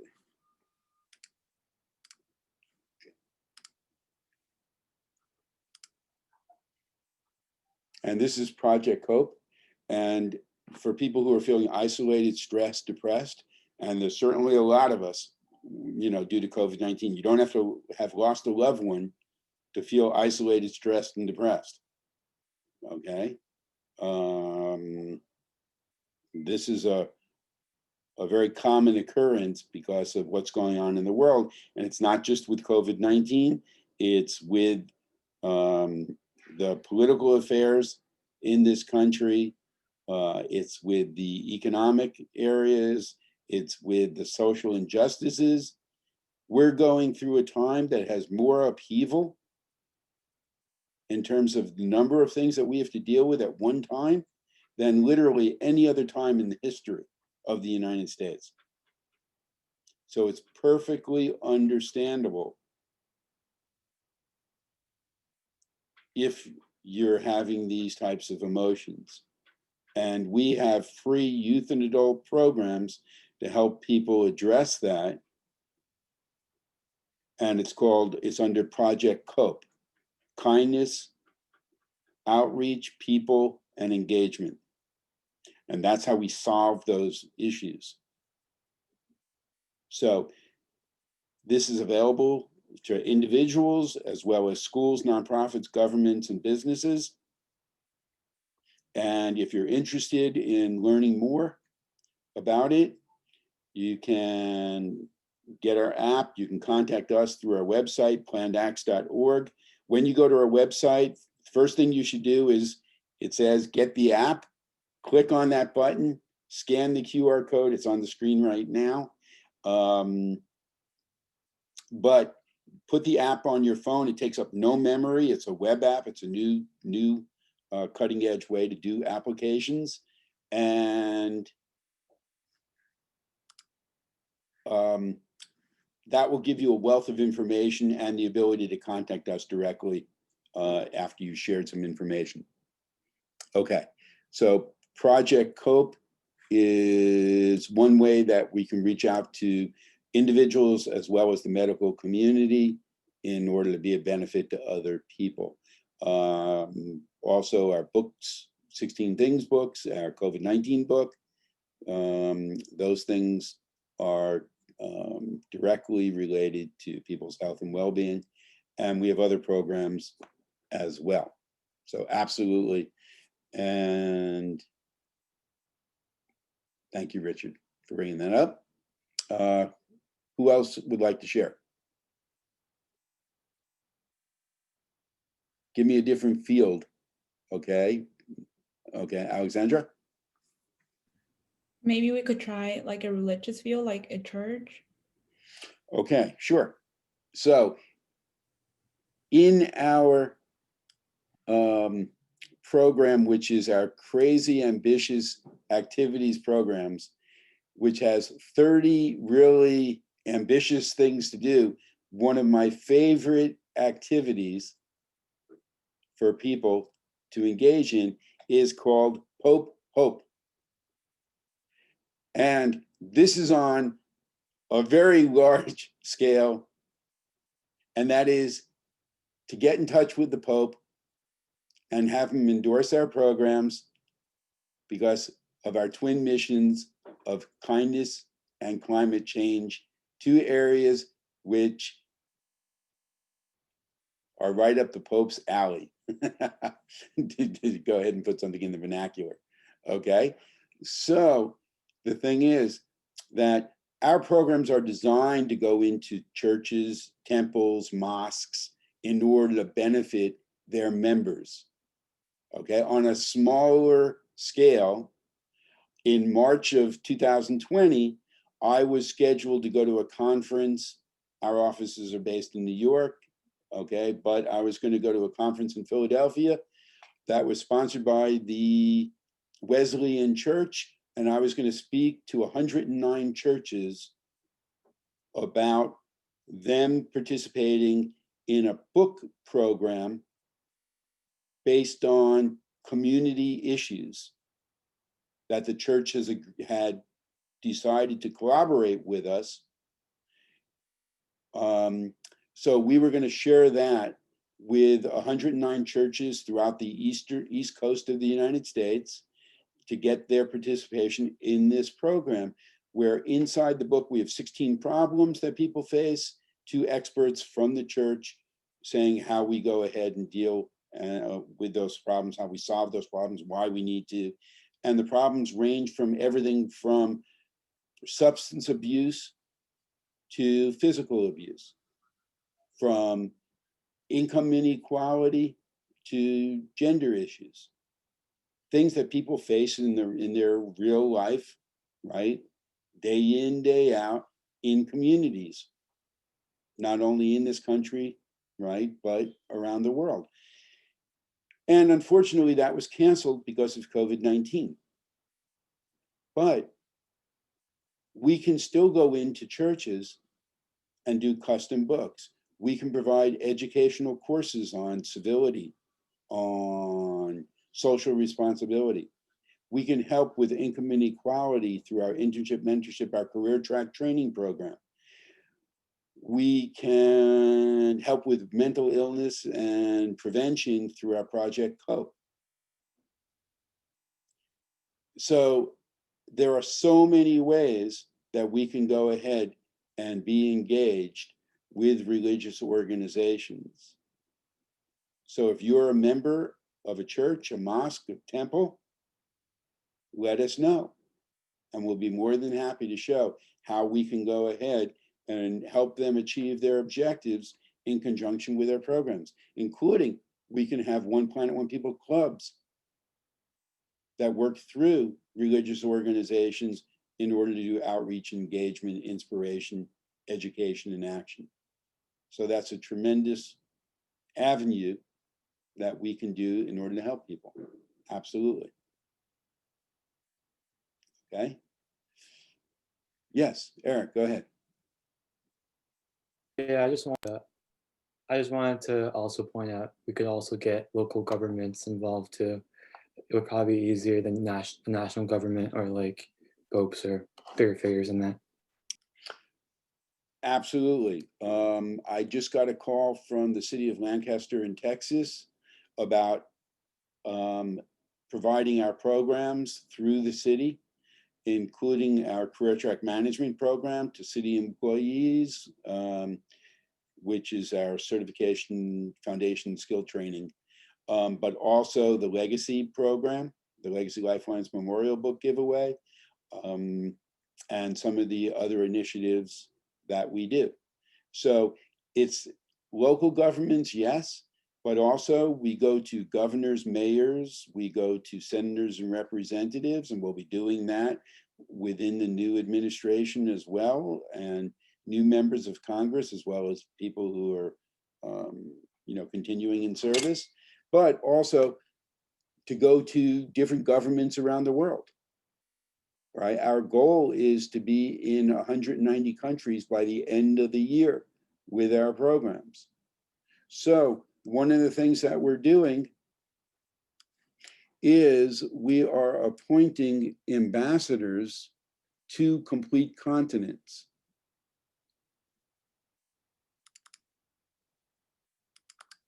And let me go ahead and get this up.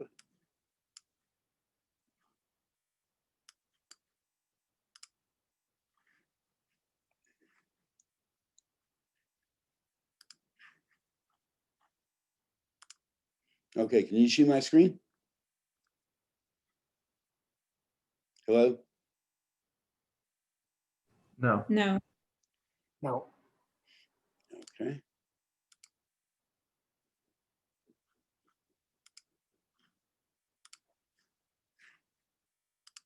Can I get a yes? Can you see my screen? Yeah. Yes. Yes. There, I got several yeses. Okay, that's what I like to do. So if you're working with an organization, whether it's a school, religious organization, nonprofit, government agency, business, what's your mission? Do you not work with any of these? Are you a student? Are you unemployed?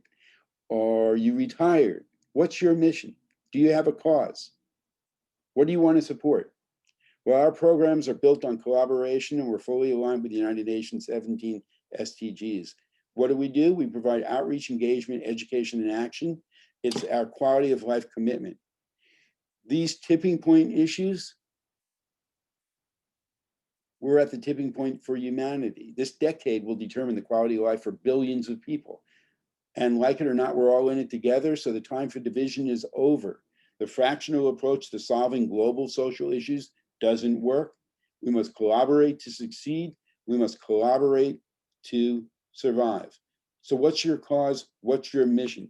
What can Planned Acts of Kindness do for you? What can One Planet, One People do for you?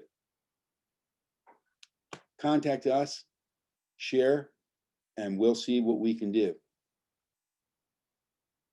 So we're looking for people who want to be ambassadors, who want to go ahead and help other people in conjunction with our 6 major areas of outreach and engagement. And our programs are built on the principles of civility, ethics, inclusion, diversity, sustainability, collaboration, and quality of life for all. And what we're doing now in 2021, the year of One Planet, One People, we are establishing continent level ambassadors. We just named our first ambassador, right, to the program in Africa, Kumba. She has 40 years of experience in the United Nations, in being ministers of education and health in different countries. And she is now working to bring our programs to the different countries in Africa. And in the next month, we're going to be naming ambassadors to all the other continents who will be charged with going ahead and setting up country ambassadors based on our 6 programs, where our goal for 2021 is all 6 continents, 190 plus countries, all in alignment with United Nations 17 SDGs, in collaboration with the 5 institutions benefiting right? The 5 groups of people. So our 2021 goals, 10 million people involved in our program, and over 1 billion planned acts of kindness done in the world. Having our One Planet, One People Club chapters as a global network that's connected. So people, and working together throughout all these countries. We're not political. We're not subject to the same problems as the political systems. So we're uniting the people together to go ahead and solve these social issues. And this is just a much more detailed breakdown. These are our ambassador startup steps, our club startup steps. This gets into the higher level board of ambassadors that we do. And these are some of the books. These are partners and supporters of our programs, everything from Google to the Peace Corps. We were just named a Peace Corps partner at the end of 2020. And now we're working on bringing our programs right throughout the Peace Corps.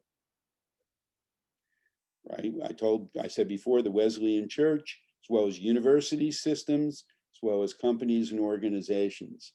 In the news, we've been featured in all of these publications and online sources. And if you don't see how we can help, just tell us what you need, and we'll go ahead and work on creating a custom program for you and your organization, or you and what your objectives are. And it's more than just a slogan, it's our quality of life commitment to the world. Okay, so this is what we do. In order to do that, okay, we need you all to step up. Okay, so I want to go ahead and thank you all, for coming in today and taking the time and sharing and doing some of the research that you did into these very important people who have given their lives, and had their lives affected as well by COVID-19. And we'll be doing this again in February. We'll have different people that we're going to highlight.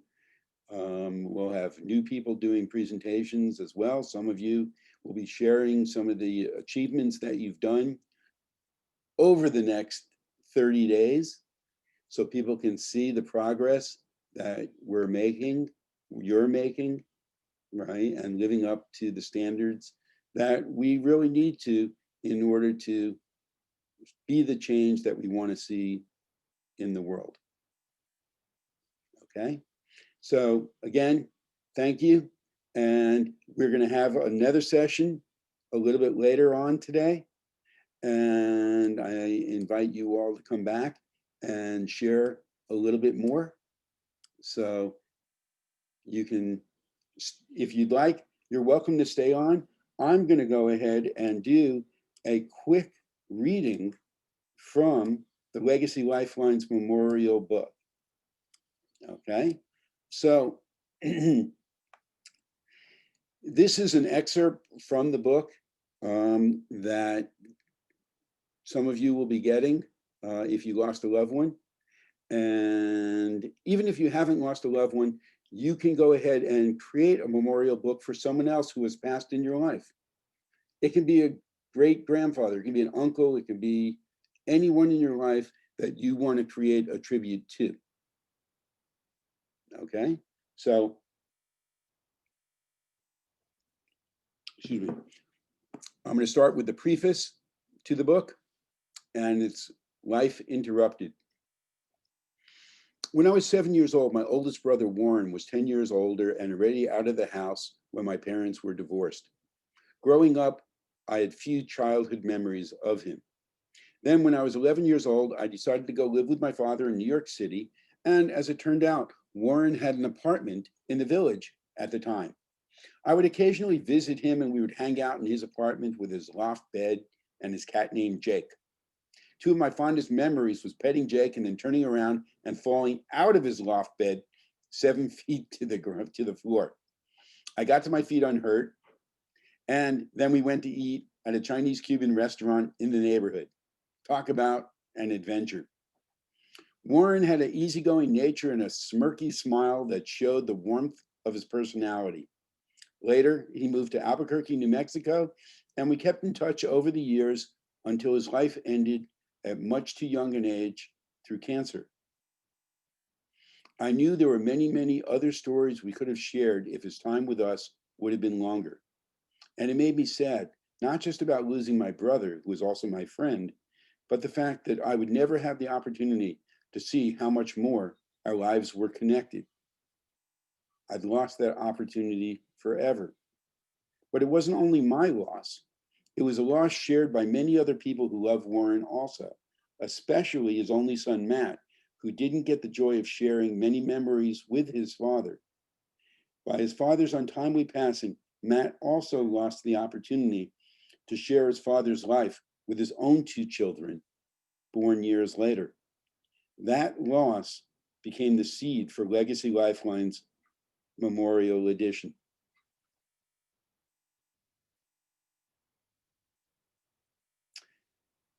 Bringing the joy and happiness to help with the healing. When a loved one passes away, there is no question that this can be one of the most difficult times in a person's life. It doesn't matter if it happens suddenly or has been long expected. The loss is painful and can last a lifetime. I know from personal experience, as I lost 3 family members, including my father and younger sister, in a private plane crash. I was devastated for a long time afterwards, and I still, to this day, decades later, have a hard time talking about it without choking back tears. I wish I had had this book as a guide back then. It would have helped me heal much faster, and I could have shared the final keepsake with my children as they were growing up as well.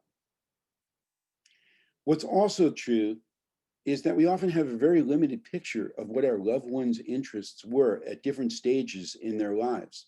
Their love of food, music, comedy, drinks, sports, books, travel, schools, movies, cooking, art, dance, school, work, family, and friends, people, places, and things, and much, much more. You can help create their memorial by adding in the answers, stories, and thoughts you know about their life. Along the way, you can add in any comments and tidbits that you wish, even about your own life and the parallels or differences you see. You also have the option to pass it on and collaborate with others to build a more complete picture of your loved one. Then, when the book is done, everyone that participates, along with some that didn't, can receive their own personal copy of the memorial keepsake. It's truly a wonderful way to keep our loved ones alive in our hearts and minds for generations to come. And like the karmic expression, what goes around comes around. By participating in the process of making it all happen, we get an additional therapeutic benefit akin to journaling. So let's get going. It's okay not to be okay. But before we do, I think it's important to address and acknowledge some important issues involving loss. I know that when I lost my father, my stepmom, and my younger sister to an accident, I experienced tremendous sadness for months afterwards. I would be fine 1 minute and I'd be crying the next. I would have conversations and forget what I was talking about mid-sentence. And when my family talked about anything related to my father, I would inevitably run from the room because I didn't want to deal with the pain. The passage of time made it better, but to this day, I still have difficulty talking about the circumstances of their death, and the feelings of sadness and loss can still sweep over me like a crashing wave. There may be times when you come across some content in the book or when you revisit something in your life, in your loved one's life, that triggers a strong emotional reaction in you. Whatever you experience, just know that it's okay and go easy on yourself. If you need to pause and take a break, do it. If you need to speak to someone, do it. Whatever you do, you'll come out better having gone through it. This is just one of the many beneficial healing effects that Legacy Lifelines books can bring to you and your family. And even though it may be painful at first, once you embrace it and push through it, it will only strengthen your bonds of love and the peace in your heart.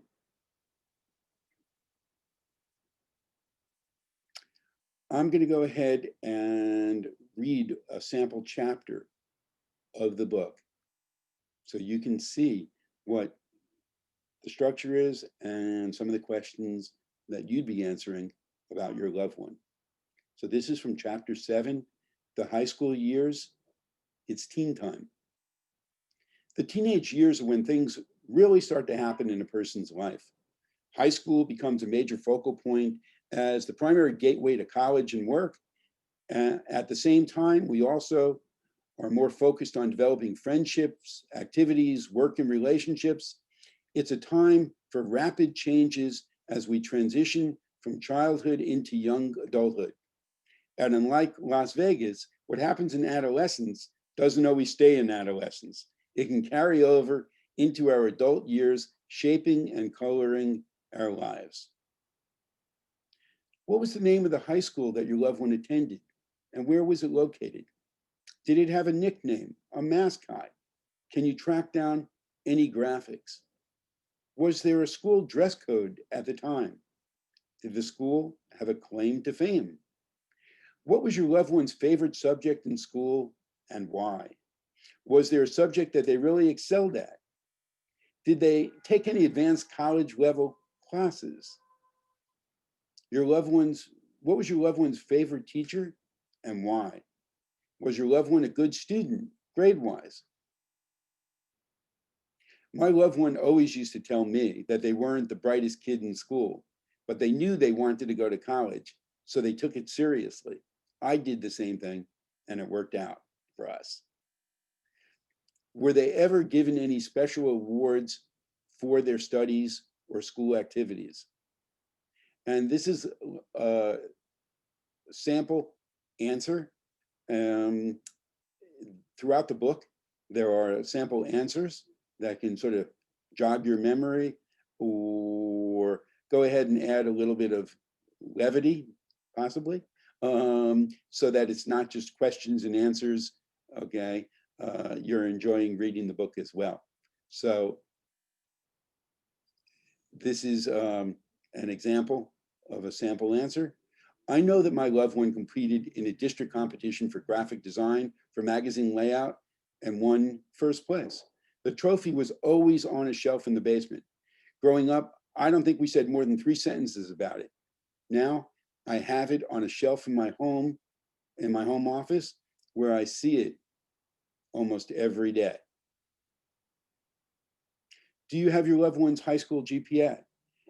Did your loved one have a profession, job, or career in mind when they were in high school? Are there any stories that you can share about your loved one's time in high school? My loved one did a lot of sports in high school, like tennis, track, and gymnastics. I don't think they ever won anything big time. Growing up, I played tennis too and was pretty good. But even after they hadn't played in years and were out of shape and a little overweight, my loved one still had a wickedly accurate backhand.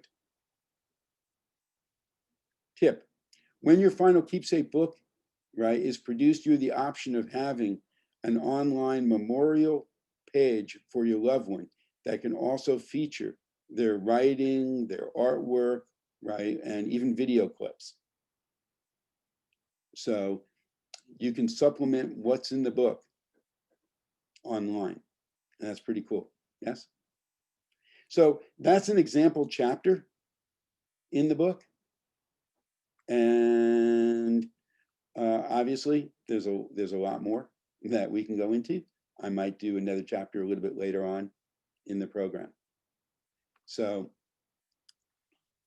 thank you for going ahead and staying with us through this this part. What we're going to do is go into the next area where we're going to have a panel discussion with professionals and healthcare experts. And we'll be starting that in just a couple of secs. I am starting the recording. Thank you all so much for being here. I cannot thank you enough by the quick turnaround that I've had in friends and associates and new friends. It's been delightful, and I am so excited to hear your input about what is going to happen to help so many, to assist so many people in growth toward a positive tomorrow in so many ways. And so our wellness and mental health panel is all about you, essentially. It's all about you. And I thought I was going to read all your bios. And then I decided, you know, you can condense them a lot better than I can. And since we have a nice little team here, I definitely don't want to take the time in reading Dr. Vijay's page and a half. So I would like very much for him to be able to do his own, which he can condense it far better than I can.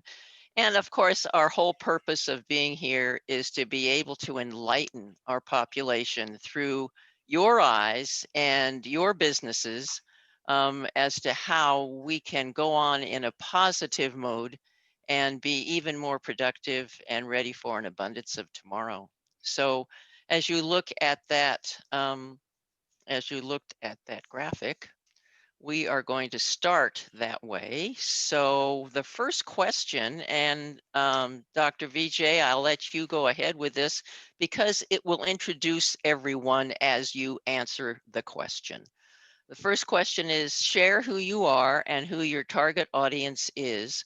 Also, who are your best alliances? So Dr. Vijay.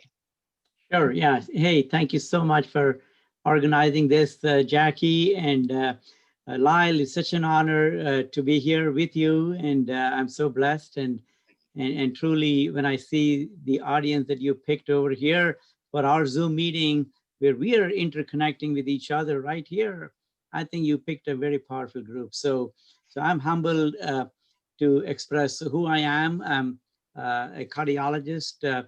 I've worked in 3 different continents over the years, and currently a medical director at Heart Failure Center of Excellence at Abrazo, which is under Tenet in Phoenix, Arizona. And I'm truly beyond being a cardiologist. I consider myself more humbly as a human being who attempts to heal on a daily basis with every encounter.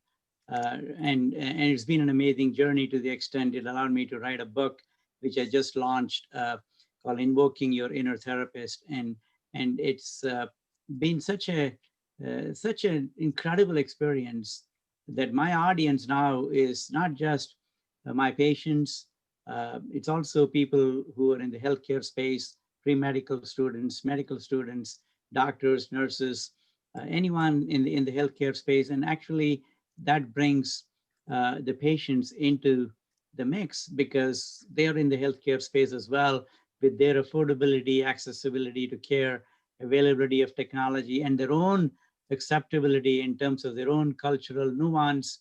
And even now, as we speak, with the vaccine that's coming out, the acceptability is a big deal, and they are struggling. Today, I saw about 20 patients, and I can tell you every other patient is frightened of the vaccine. They don't want to take it.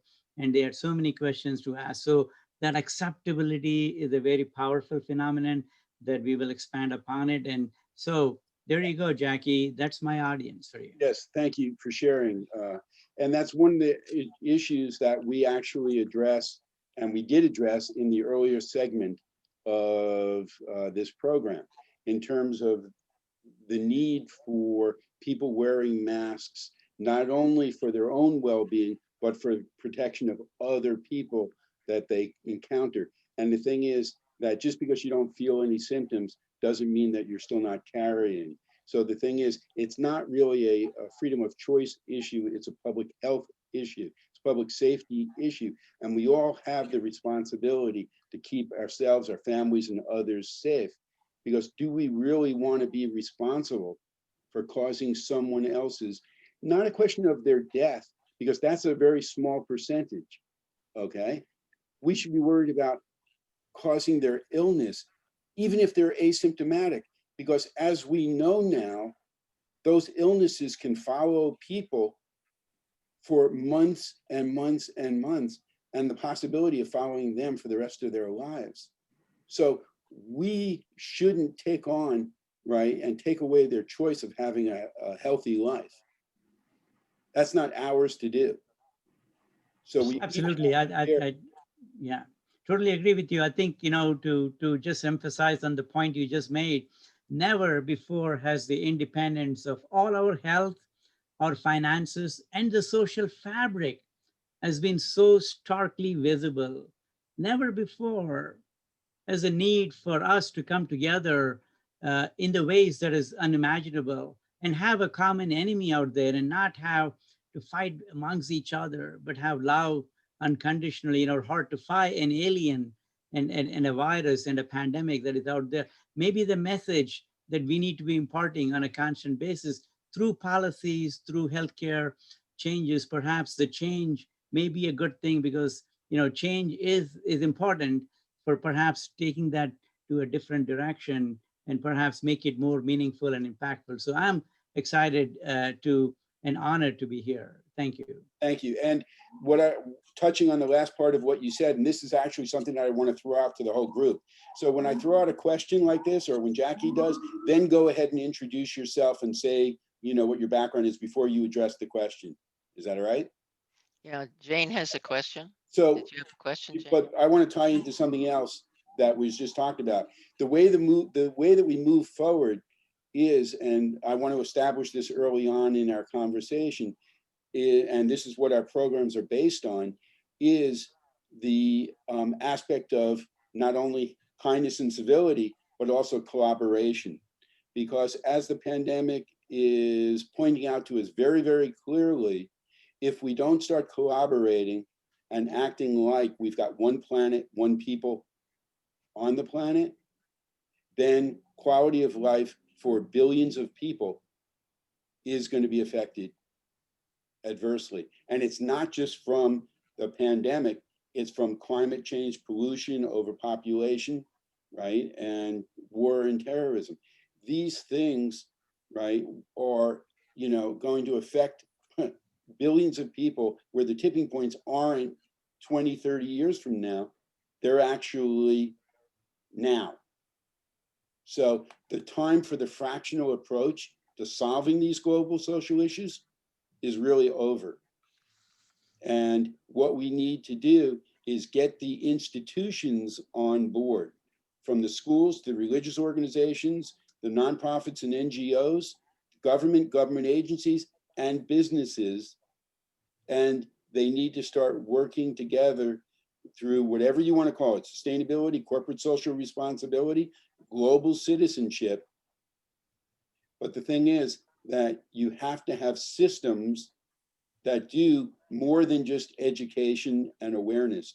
You have to have systems that do action in these areas. And that's what Planned Acts has developed over the years, is systems that get people to do behavioral change so that we're working together on pushing back against these problems. So that's the framework, right, that we're all coming together today on. And unfortunately, right, it's through the pandemic, but what we're here to talk about is the positive things that we can do to help go ahead and have people heal from the terrible devastation that we're all going through. And it's not just people who lost their lives due to the pandemic. We've all been affected in one way or another regardless of our backgrounds, regardless of our education, our incomes, right? Our genders, our ages. Okay, and we don't have to be sick to be affected. Okay, there are tremendous mental, right, stressors that we're going through because of, right, the changes and the uncertainty in the world. So how can we go ahead? What are some of the things that you've come across or that you've developed or that you have seen that can help people deal with, right, you know, the issues that come up? Whoever would like to go ahead and share, by all means, step in. Well, I think Jane had a question that she wanted to say something. She had her hand up. Jane, go ahead. I wanted to address a couple of things. Let me introduce myself, just stay within the format. So I'm Jane Powers. Entrepreneurs and organizations hire me to speak with confidence and sell with authority. What that basically means is you've got a voice. In your voice is your power. In your power, you can do anything. But I wanted to address a couple of things because I love what you're saying. And first off, Dr. Vijay, I think you do more in a day than I have done in a lifetime. So thank you for inspiring me to actually make a difference from here forward, my friend. And your title is longer than my resume. So you mentioned— I love her. That's why I asked her. She's great. She's great for a sense of humor. I love her. You know, you were talking, I love this. We have one common enemy. And what I find is that our habit, our training, we don't have training to the world, I believe, as a whole, does not have training to understand collaboration. That's why I think there's so much unrest, is we're like, well, we're not sure how to collaborate. And I believe, this is my personal philosophy, a pandemic, any crisis hits, we become narcissistic. We buy the most toilet paper. We make sure we have all the Kleenex. We get everything we possibly can. Survival of the fittest. And what I love is that we're coming together to say, collaborate so that we can make a difference in the world rather than arguing about who should wear a mask, who shouldn't wear a mask. And we're all rebels at heart. Some are rule followers, but this brings out the best and the worst in everyone. But I love that you were saying, but I think the habit that we know how to turn against each other, the great lesson here is how do we actually like collaborate, honor anyone's, you know, frustration in this, but still look for the best and the common in all. So I'm sorry, you guys are talking about a million things. I want to jump in, and we understand I will have to mute myself because I have a voice and I can't stop it. Oh, and that's absolutely great what you said, and I appreciate you sharing. And Yeah. I love the cheetah behind you. So Yeah, yeah. that's The orangutan, that's a whole story. We're going to meet and I'll tell you the whole story around my orangutan. Thank you. Oh, that's the cheetah, not the That's the orangutan. cheetah. Yeah, I was You're going right. to say, it doesn't look You're like an right. orangutan to I'll me. tell you cheetah story later. But you know, the system that we established in Planned Acts is really karma based. So the thing is, we have the Karma Club, and that is a system where every day people can wake up and there's a new daily planned act of kindness that they can do with their friends, family, coworkers, and in their community. And the goal is to have tens of millions of people in the US, hundreds of millions of people around the world doing the same planned act on the same day and unleashing that much positive, powerful energy into the world. The keys to living happier, healthier lives, not a question of how much money you make, how many drugs you take, or how many toys you have. It's a question of the quality of your relationships and your sense of community. And that's what Planned Acts enhances in people, because what we did was we gamified karma.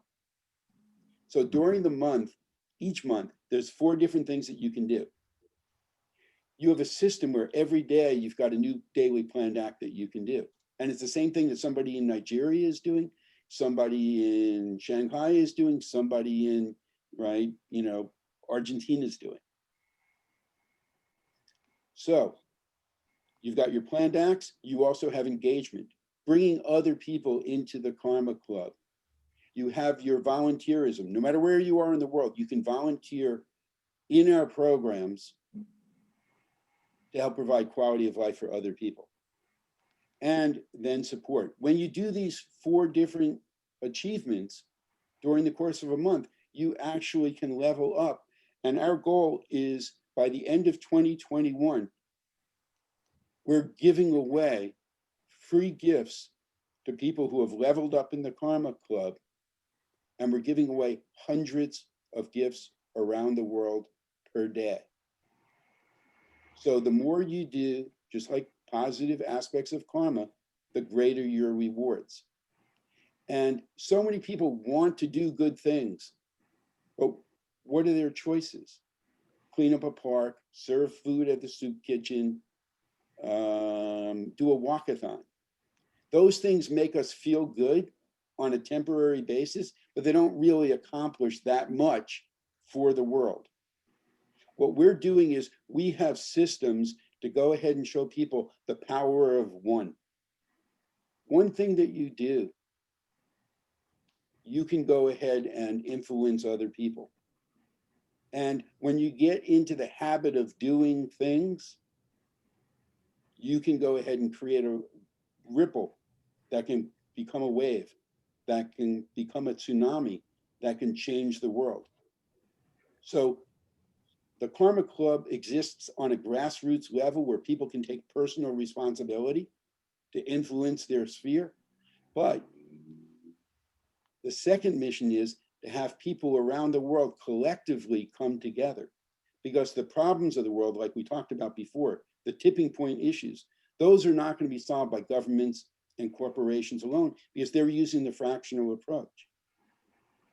The problems are going to be solved by ordinary people like you and I, or extraordinary people like Dr. Vijay, right? Who are going to go ahead, right, and come together on common causes with a common focus.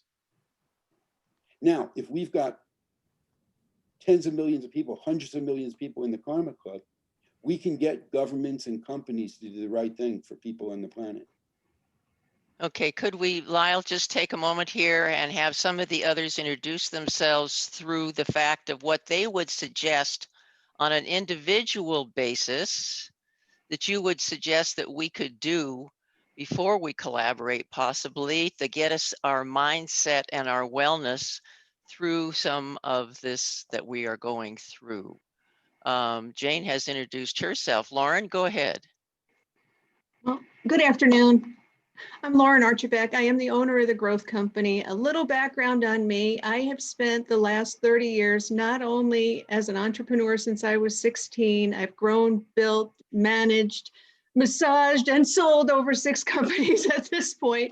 But beyond that, I have spent the last 30 years on a quest of personal development. When I realized that everything that happened on the outside was absolutely based on what I had going on the inside, I began to study. I began to get certifications. To date, I have over 24 certifications, all having to do with moving your subconscious mind and your conscious mind to the same plan. And I am an expert at it. So at this point, I've developed, it's a one-day program. We managed to get that accomplished so people can shine as bright as they know they are on the inside. Most people they know they have a 500-watt bulb. Dr. Vijay actually shines at 500 watts. A lot of us don't. So it's the background. No, his bald head, right? so much now, more than ever, we need our leaders and our innovators to step in to their own brilliance. We need them to step into their genius place, where we can find the solutions, we can find the collaborations, we can find each other and come together on a whole new level. And what struck me just now, Lyle, was you talking about where do we start? And it has to be in here. It has to be with ourselves. When we can accept, when we can allow the change to happen. My mother used to say, and there's a whole story that goes with it. It's in my book, actually. I forgot. I'm also a best-selling author. I forgot to throw that in. But anyway, what she used to say, which changed everything for me in a heartbeat, in a very, let's call it a very dramatic moment in my life. I was very small. And she looked at me and through my tears, dried my tears, and looked at me and said, "Oh, honey, this is not a crisis. It's an adventure." And that alone, if we could accept that we are in a new time. Now, I'm not saying that every moment of every day is fun and games. There's a lot going on. There are people that are not thriving. But if we can get calm, the very best thing we can do for ourselves is to relax. Relax. I'm sure that the doctors on the panel would agree it's the best thing for our immune systems as well as our peace of mind. And when we are relaxed, when we are what I call clean and clear and above, when we are on the way to peace and relaxation and joy and fun, when we are up in that level, this is where our creativity, our motivation, and our energy comes from. This is where we can collaborate from a very clear place and put aside anything that looks like we're competing with each other. We can put it, and then we can come together and be better. And we can do more. We can be better. And so much of it has to do with what's going on the inside. What are your internal belief systems, your programs, and what are they telling you? And that's where, some of what we can see as selfishness and toilet paper hoarding, Jane, they can come from. And we have the ability, but to help each other rise above that. We absolutely have the ability. The brain is faster than you think. And when you get that subconscious and the conscious on the same page, the results can be spectacular. And what you're doing, Lyle, what Dr. Vijay does on it seems like a daily basis, Jackie, we all have our parts to play, but this is a brilliant place to, I would say, begin, but I don't think this is the very beginning, but it's a good place to be. How about I put it that way? Yeah, absolutely. Being here, and oh gosh, yeah, there's so many great thoughts. Yeah. so many. Okay, Donna, why don't you share, if you would? I know that you and Lauren have the same core thoughts. Well, and how cool it is that we're on the same panel and with my mentor, Jane Powers, holy mackerel. So, and Lyle, I was in New York during 9/11. Okay, I was managing a photo lab in Brooklyn Heights. Watch the whole thing. I have a full photo album of real life pictures as I was running those negatives through the Fuji machine. So, this is not my first crisis, if you will, right? I lived through 9/11, lived through 2008. Boy, I ended up living off credit cards and moving across the country just to figure out how we're going to now deal with life in an entrepreneur world because I got laid off from my job in New York City. So there's a lot that goes on with that. A lot of people who will be watching this, who are in this program, this is not the first time they've been hit in the face with something going on. In my entire life has been focused on always looking for love and happiness and joy where it is, not where it's not. So I am a best-selling author. My name is Donna Sparacco Metter, and I'm a women's empowerment coach specializing in women dating later in life. Why? Because I was one.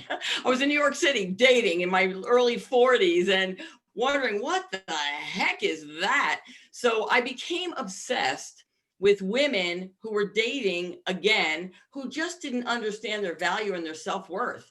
And I started taking notes. It was like I was going to single dances, and it was like a high school gym, like men on one side, women on the other. And I became so obsessed about it. I studied it. I read the books, the rules, the men are not into you, the Mars, the Venus. And then I ended up writing my own book. Okay. So and then as a widow, because I lost my husband 4 years ago, I actually went back to my own book, figured out, read my blueprint, refreshed my memory, and ended up falling in love and marrying another incredible man. And so I became, I have this unique message of empowering women specifically. That's my niche, right? Because I am one. I've been there. I went out on the limb, fell off a few times, and I know how to get them where they say they want to go. So working with women, whether they're entrepreneurs or individuals or single mothers or women-owned businesses, that's where my heart's at, because what I've discovered is I just don't understand their value. Right. And Now, so Donna, out how of can you- losing my husband, what, Lyle? How can you go ahead and relate what you're doing and how you help women to helping them, right, deal with, you know, what they're experiencing through COVID-19 and the loss of loved ones, right, or family members getting sick? We want to tie it back to, you know, what our audience is as well here. Well, absolutely. So you know, whether it's COVID, right, or it's cancer, or it's some other heartache, you know, I actually developed the adversity that I developed a program out of the adversity that I went through when I lost my husband. Right. And I made a joy dial. I became obsessed with helping people understand. If you focus, based on what Lauren was saying, if we get our mindset and our heart and personal development, understand we can look for happiness where it is, not where it's not. Look for love where it is, not where it's not. And that's how my whole focus, whether it's COVID, whether it's the loss of a loved one through some other means, if we get our attention to where we can be in our happy place, that is how we change the world. That's how I've been marching forward these last 4 years. So it's really the little things that you're saying that can bring us the happiness, and we just have to be attuned to them, right? And let them come into our lives, right? We got to put aside sometimes all the negative stuff that's going around us and all the chaos that we're experiencing, because we all go through it. And what I knew as a kid, the older you get, the harder it becomes, because there's more things that you're going to experience in your life. That's what I knew as a kid, as opposed to my friends were saying, when you're older, it's going to be easier. We're having a tough time now, right? Heck no, just wait a few years. So, but the thing is, the way you deal with it is by being able to see those little things around you and getting joy from those little things. And what we're saying also is not only bring that into your heart and into your life, but share it with other people. Yes. And that even brings you more happiness and more joy. 100%. So very cool. Thank you. Thank you. Michael, would you like to?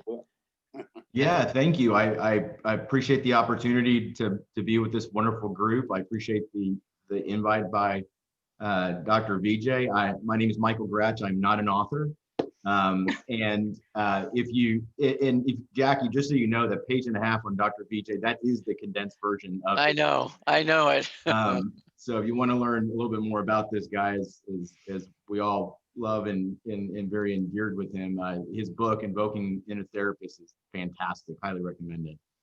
I'm the founder and CEO of an organization called Legacy Heart Care. We focus on the delivery of a non-invasive cardiovascular therapy for patients that have heart disease. It's a wonderful piece of technology, and we figured out how to gain access or provide access to patients in several cities across the country. We work with about 1,000 cardiologists, including Dr. Vijay, and really making a difference in keeping people out of the hospital and improving their quality of life. So it's been a real passion of mine. Patient number one, about 35,000 patients ago, was my granddad. And he was kind of the impetus of me getting into this mission-led organization. And so my audience not only are patients, but my teammates and members on the company that we're building in a growing environment. And Lyle, like you said, everyone, we are all impacted by COVID in such a myriad of different ways. And if I'm following along with this, as I'm following along with this conversation, I kind of think about what do I fall back on in this moment of chaos to make sure that I stay mentally happy and healthy and have my wits about me as I'm leading a team through this. And I think we revert back to frameworks, or what do we have in our toolkit that we can really, really rely on.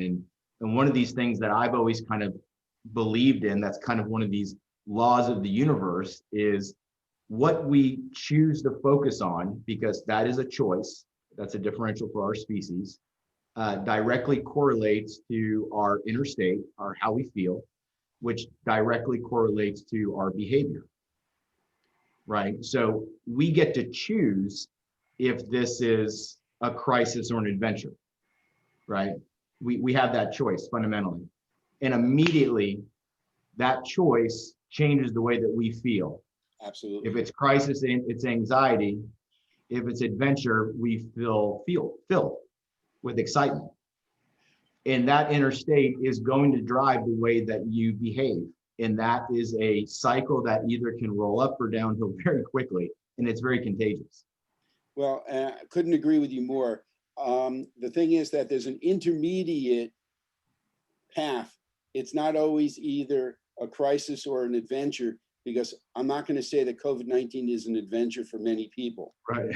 So the thing is that what I teach, because we have a mentorship program with colleges throughout the, you know, and I'm an author and educator and blah, blah, blah, is, right, the entrepreneurial mindset, which should be that these are not problems, these are situations that need to be handled.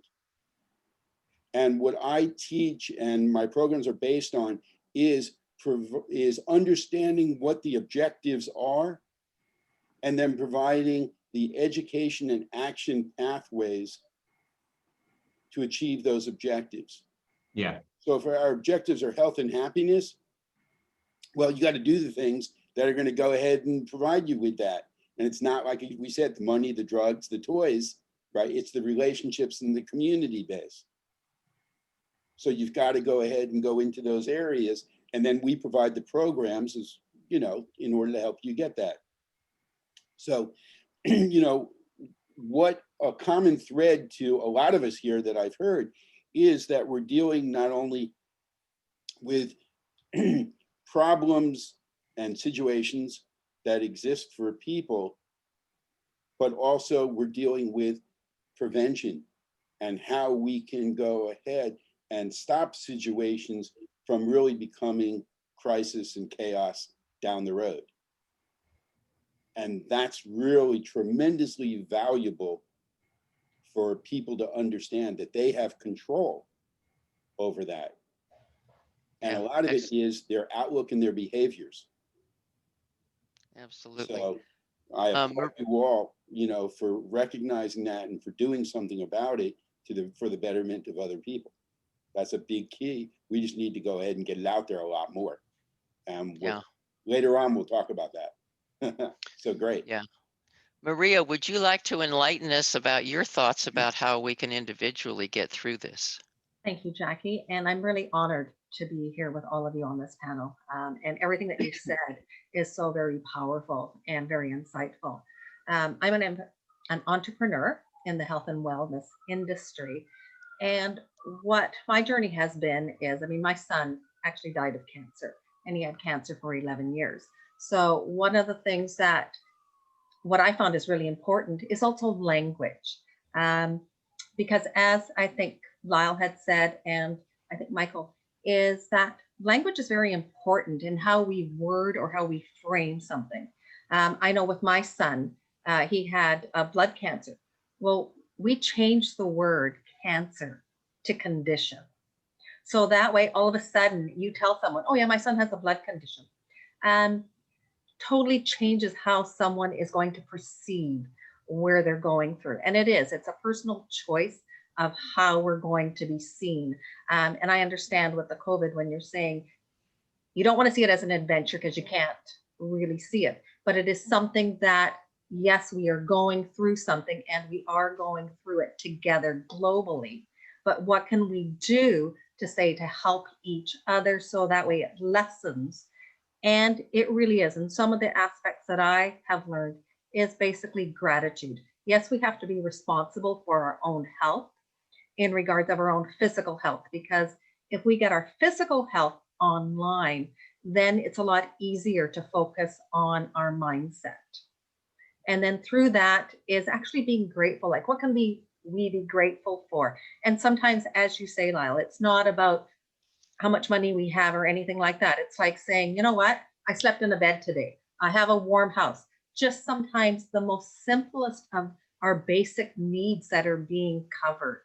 And so that's basically what I sort of think is that, and we really have to come out of a line of service of what can we be of service to another person that is going to enrich their lives and give them some value and add benefit. And sometimes I find that sometimes even on social media, I am just out of the blue, I will send someone an emoji of love, of just sending them love, of saying, you know what, someone else has seen you and I know that you exist and you are a child of God. You need to be seen and you are loved because you are here in this world and your presence matters. Beautiful. Yeah, I love the thread that's going through this. And you know, the gratitude I could not express even more. And the quote that I just love each day is that my gratitude drives my attitude and thus my accomplishments. And I think it's very fitting.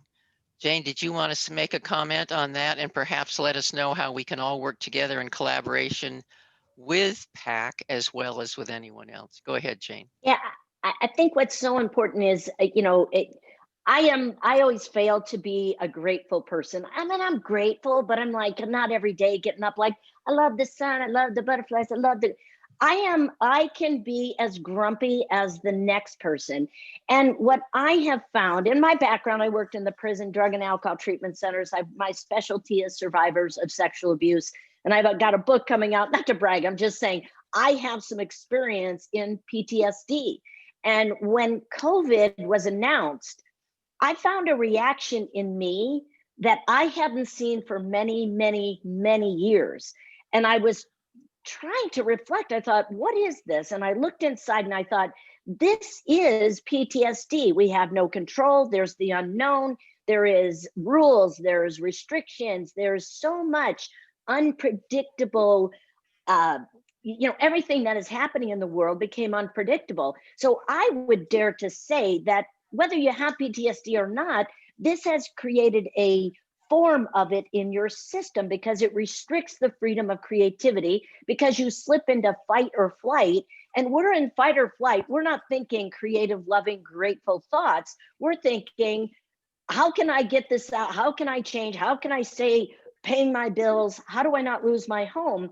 So when individuals are in a fight or flight, I think it's a matter of what's one simple thing to do to self-soothe my inner self, you know, take a nap, take a bath, do something that allows you to rest. Because in exhaustion, you can't go and care for the world. You just get resentful of the world. So I think it's just one thing every hour on the hour to express, look in the mirror and go, you know what, you're living. Whew, we made it through another hour, whatever it is. But our habit of thinking becomes the patterns by which we operate. When a pandemic or a crisis hits, I feel like it gets exaggerated so profoundly that we've got to, in my opinion, two things. One, be committed. Wake up, fall asleep less soundly. So you're aware of your thoughts, you're aware of your words, as Maria was saying, you're aware of what is triggering you in the world. And then the next thing is, don't take offense, people, but don't be lazy. Being kind, being grateful, making a difference in the world takes commitment and it takes energy. And if we stop looking inside of what's wrong and the conditions that we are in, and we start looking outside and say, what's one thing I can do to make this day better for someone else, that'll start feeding us. Excellent. Excellent. Amen. We can all clap to that. That's a really nice look at stuff. Yeah, I just I want to go love ahead that. and say the last part of that, I couldn't agree more with, because that's what Planned Acts of Kindness is. It's the daily thing that you get that you can do with other people. You don't have to go ahead and find something. You don't have to worry about what it is. How can I do something today? It's there for you.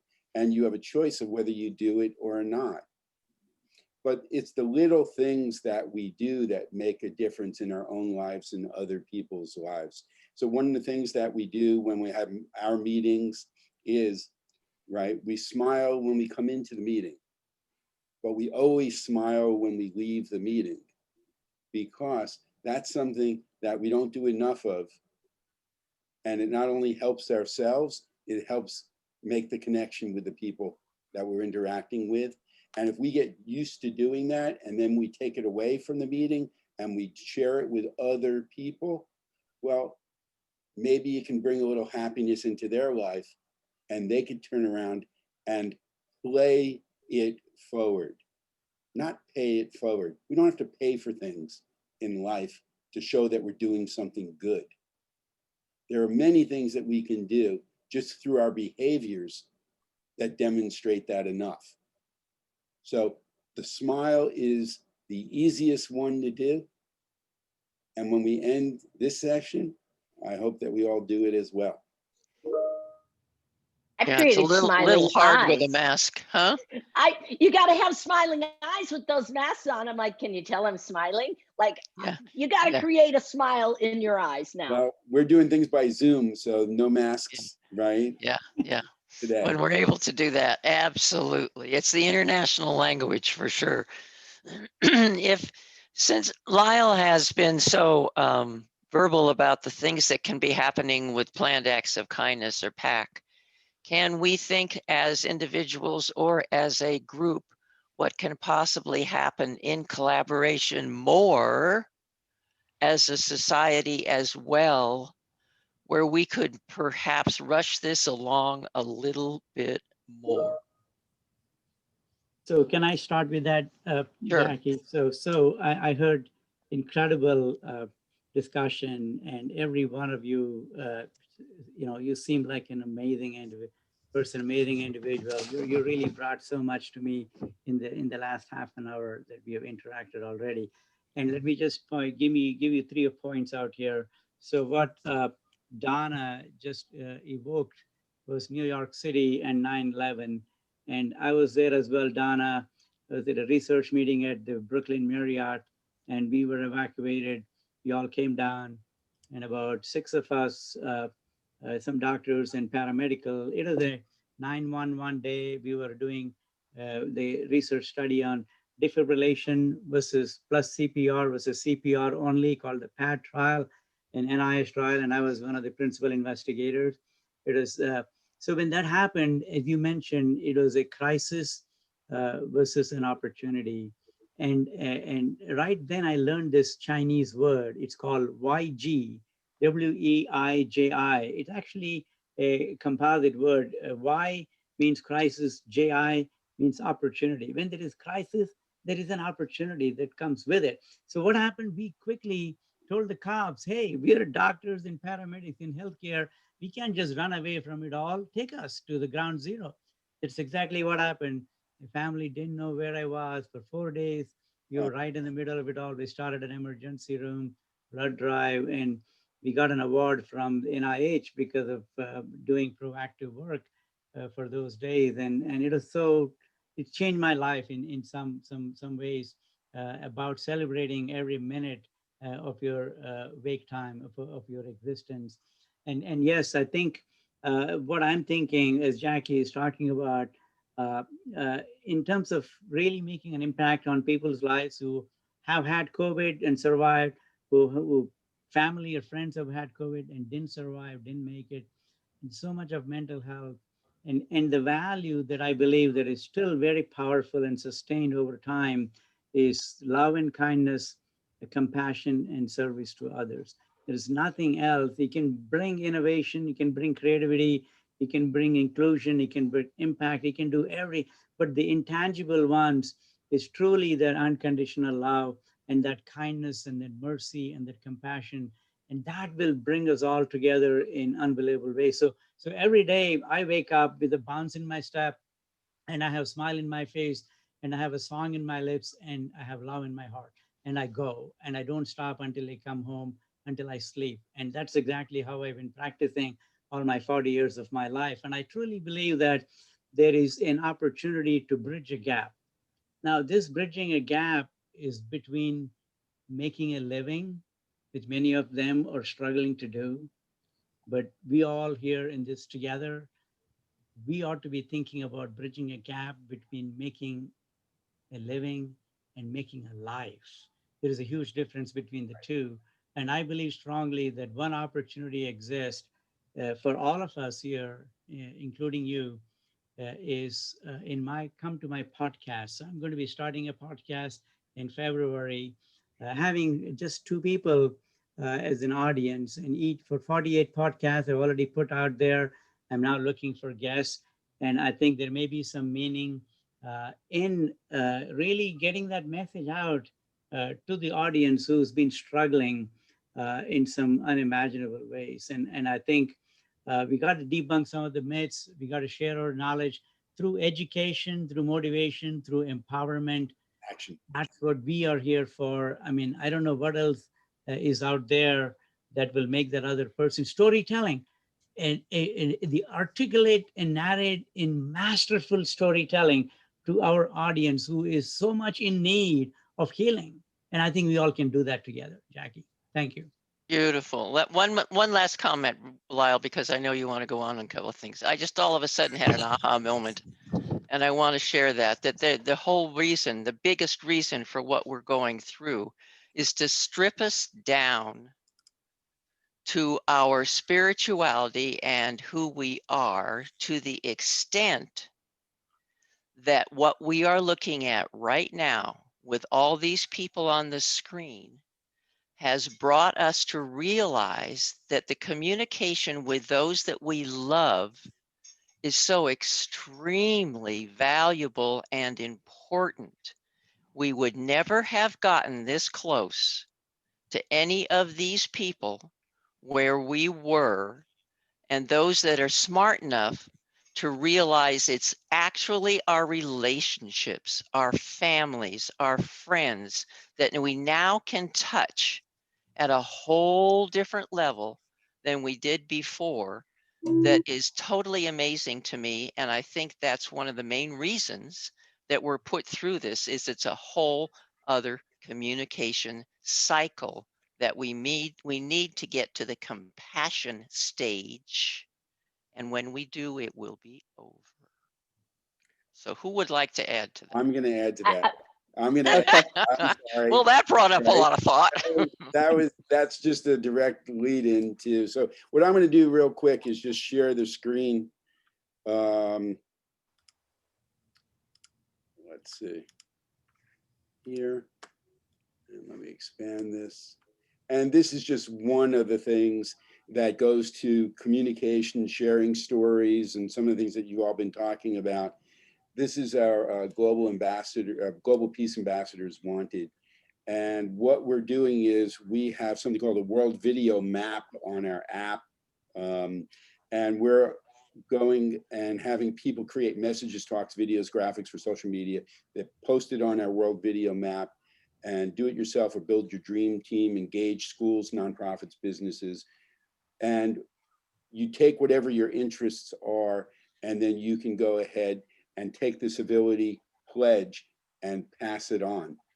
So our goal is to get people in all 190 countries speaking the kindness pledge in their own language, so that people all over the world can go into whatever country they want and listen to it spoken in people's own languages and really understand that we have one planet, we've got one people on the planet.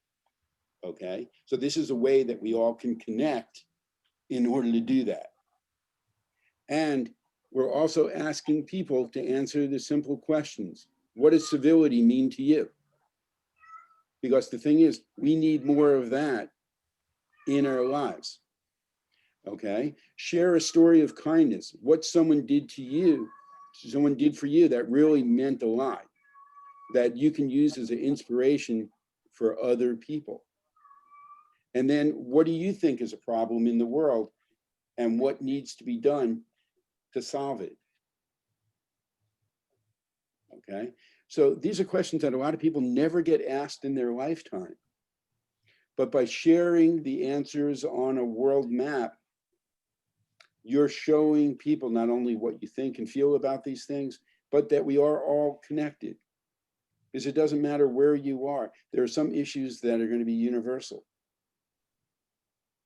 Okay, and it's a way for us to build, right, not only empathy, but also connections that can lead to more meaningful relationships.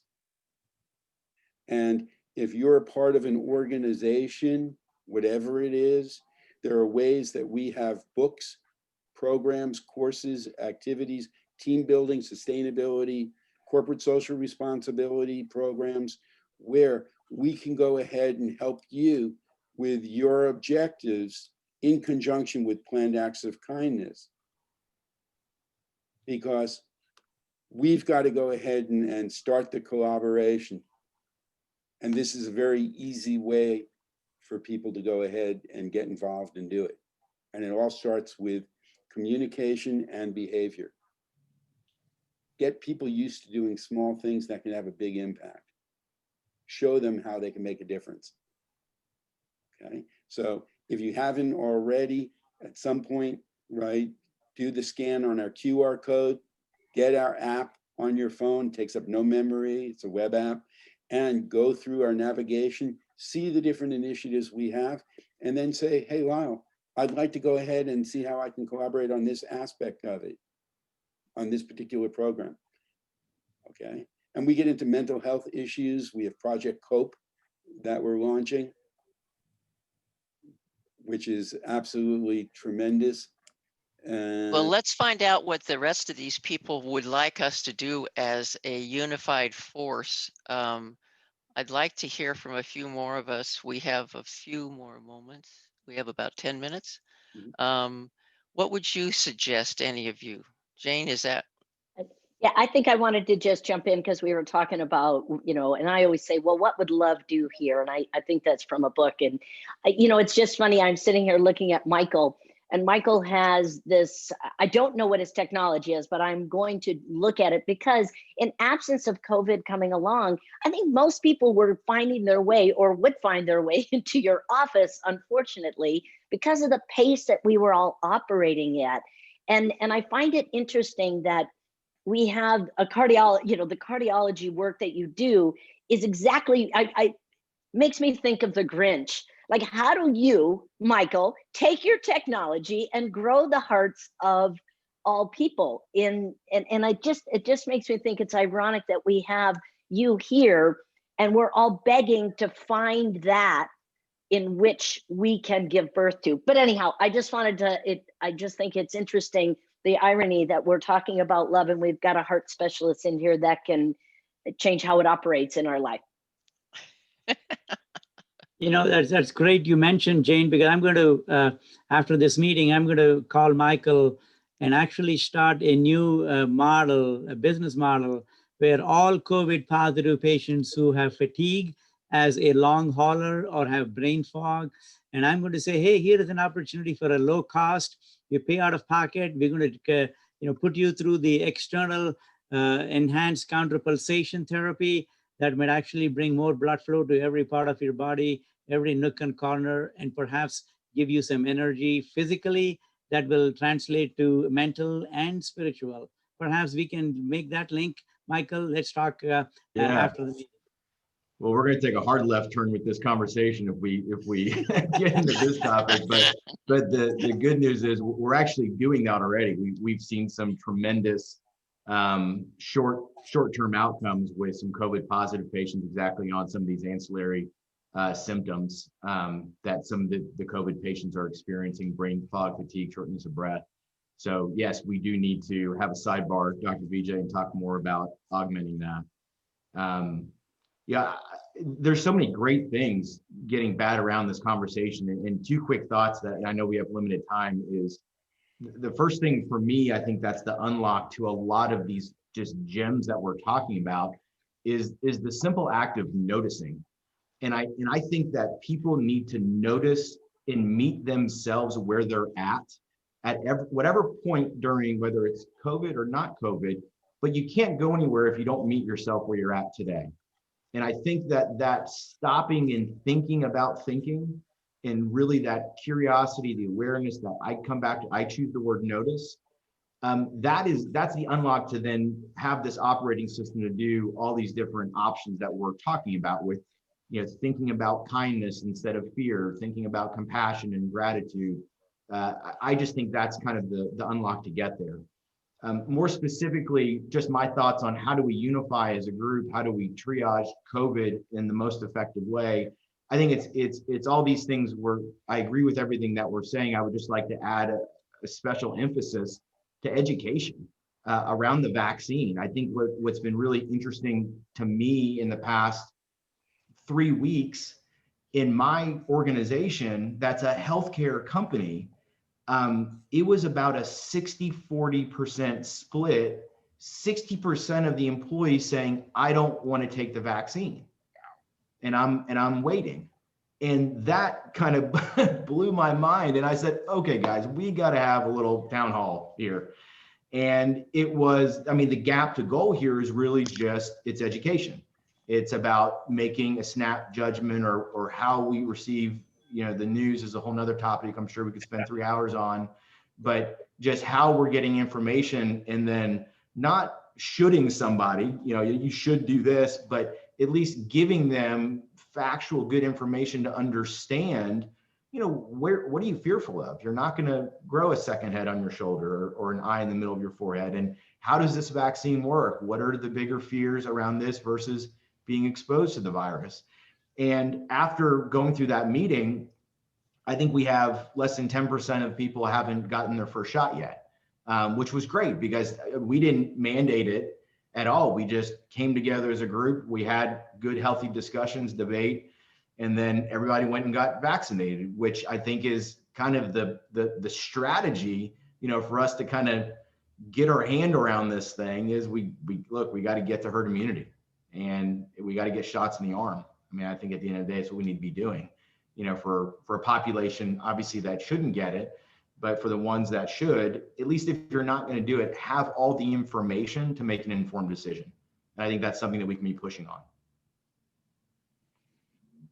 Okay, we have about 4 minutes. What we'd like to wrap it up. Anybody have any lasting comments? Lauren?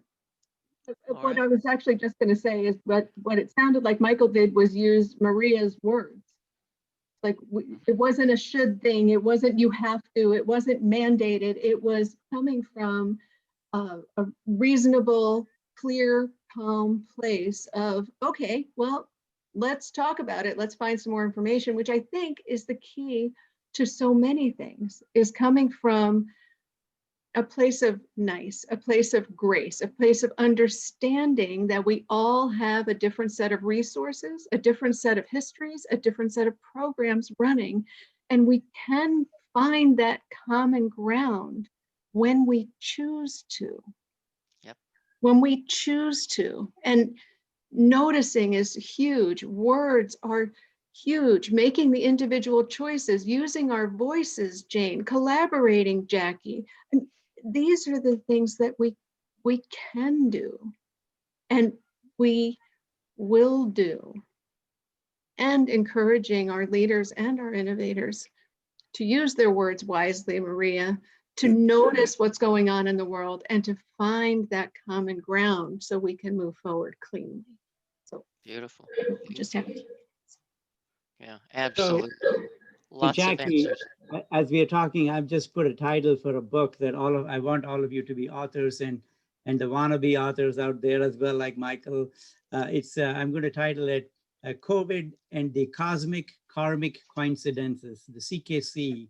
And I want each of you to write a story and a chapter and really motivate the audience and energize them. And we'll have Jackie and I have a publisher. We can quickly publish it and send it out to Jackie, marketing it all over the world, and do your best with COVID and what can you do with storytelling and make an impact on the people out there. I think we have a great opportunity. Let me know what you think.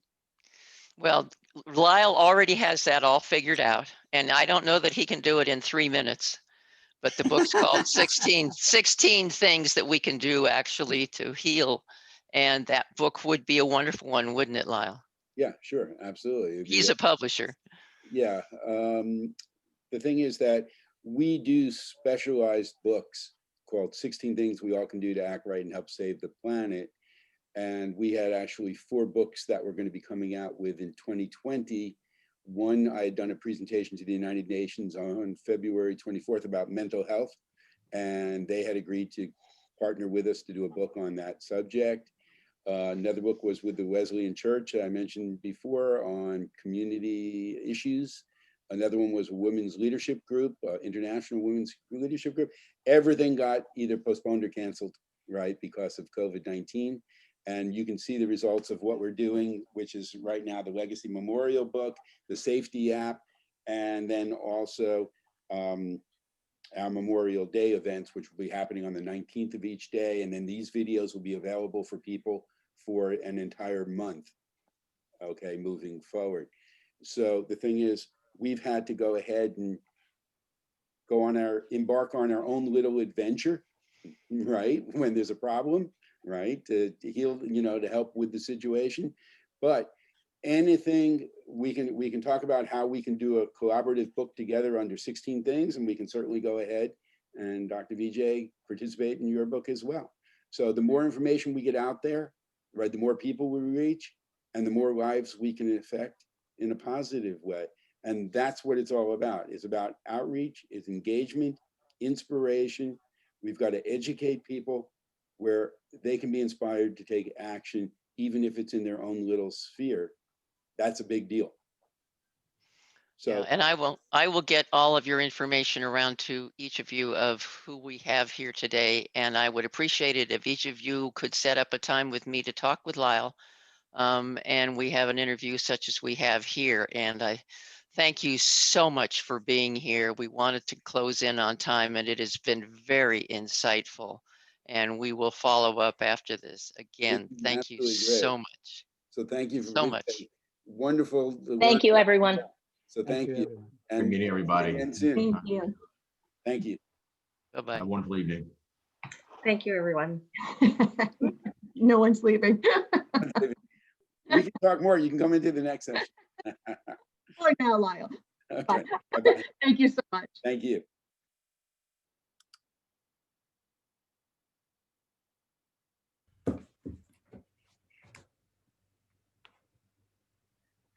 Hi. So, okay, welcome back. This is Lyle Benjamin, the founder and executive director of Planned Acts of Kindness. And what we're going to do is we're going to continue and share some additional stories of people who lost loved ones due to COVID-19 and what that loss meant for the world. So who would like to go ahead and share?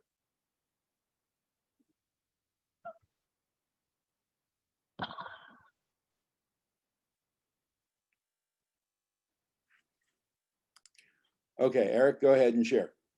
Hi, I'm Eric. I'm here to talk about Li Wenliang. He's a Wuhan doctor. He worked in the Wuhan Central Hospital. He was a central figure in the fight for coronavirus. And he was one of like the first people to really spread the word about coronavirus. And he shared like a report to like medical circles and to some of his colleagues about like a suspected patient with SARS. Eventually he was reprimanded and he was silenced by the government, who basically forced him to stop his activities and to stop sharing his information. However, he still returned to work and he caught coronavirus on January 8th, 2020 from a patient with glaucoma. I think Li's story shows a lot of bravery and just a lot of leadership through like a really dark time for coronavirus. And the most tragic part of Li's story is that not only did he sacrifice his own life, for the fight for coronavirus, but he also sacrificed his ability to be a father and to be a husband to his wife and his kids, one of which was born after he died from coronavirus on February 7th, 2020. And I think I just can't imagine how life is for them now after their father and their husband died. Yeah, it's a sad story. Okay, well, thank you for sharing.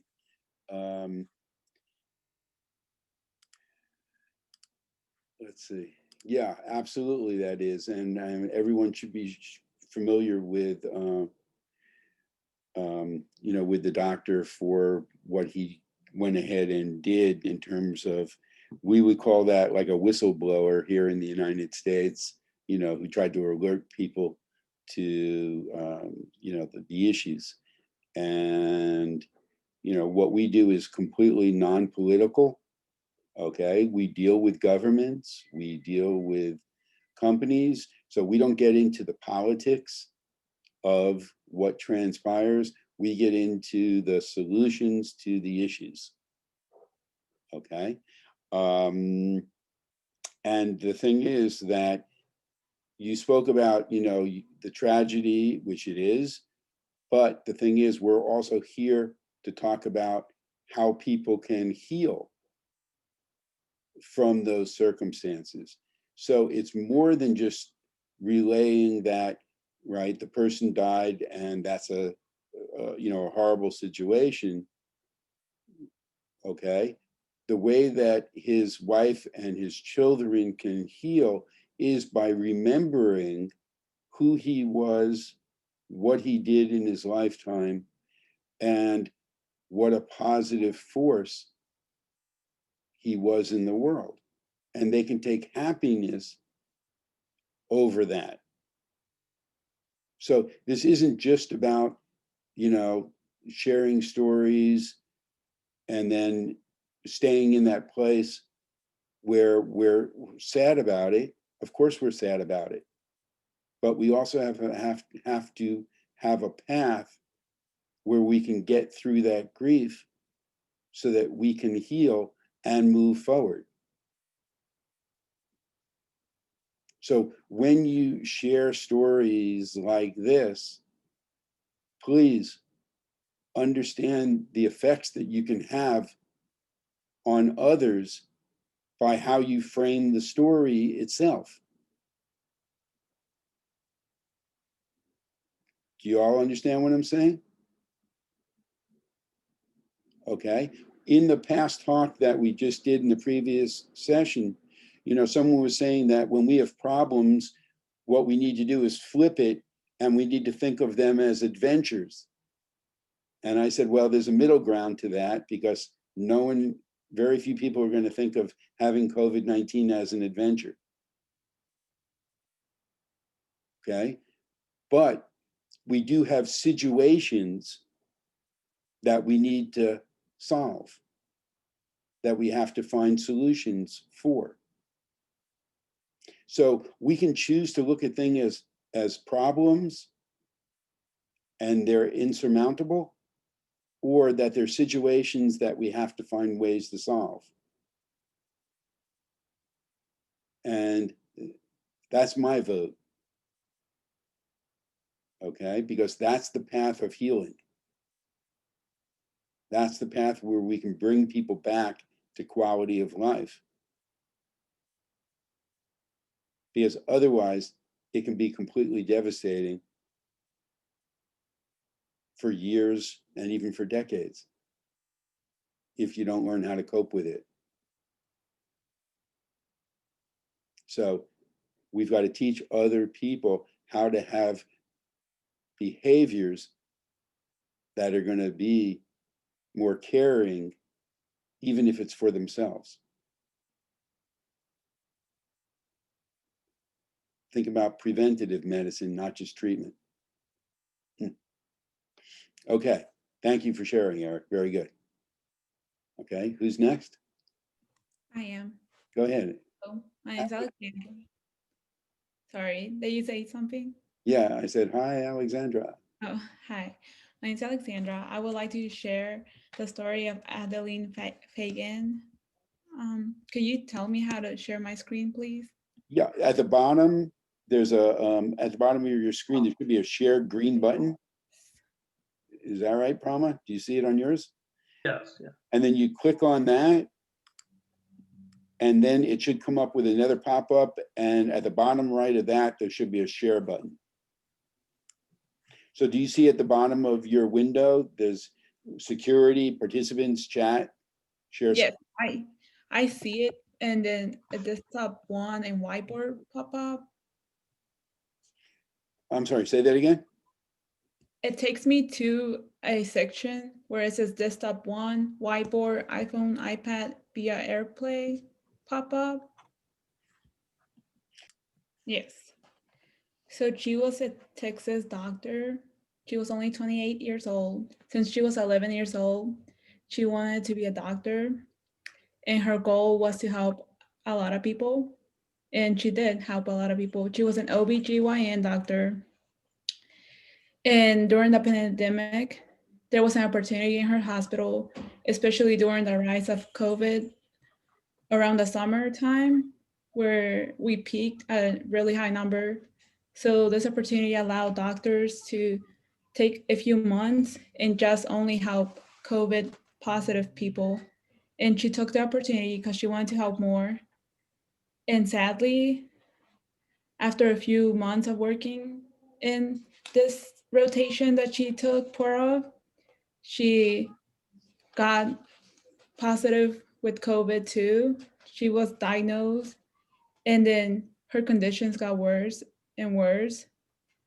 And a few months later, after she passed, we found out that due to shortage of PPE, because a lot of hospitals were using PPE up so much that some of them were using a mask for days, even months, even weeks. And it was a very sad case. And according to her, she was using her same N95 mask for weeks, which is not allowed or shouldn't be, because that can actually cause more bacteria, more damage at the end. And unfortunately for her situation, she was one of them. And there's many other doctors like her that are going through the same situation even now, where the shortage of PPE has gotten really bad because some of them can't afford it or it's just not in stock for them. Right. So how can we go ahead then and, you know, what can her family do to help them heal? In other words, you relayed the story about, you know, the doctor passing. Okay. Okay. Quit the screen share. Thank you. That's only part of the story. Okay, this, you know, we're here to go ahead and help people. Just recounting a story of someone passing, which is tragic, is not enough. So can someone go ahead and share how they think, right? We can help the family who lost their daughter at such a young age.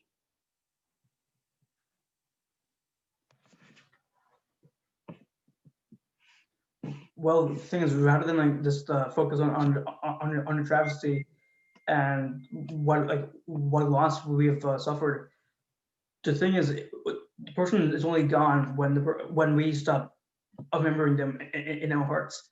And the thing is that with PAC, with Plan Acts of Kindness, we can always remember the doctor through the Legacy of Life Lines memorial book, by keeping a interactive guide so that we can always have her in our hearts, but also because we can always keep her honor and respect in order to basically keep her actions alive, rather than just focus on what bad.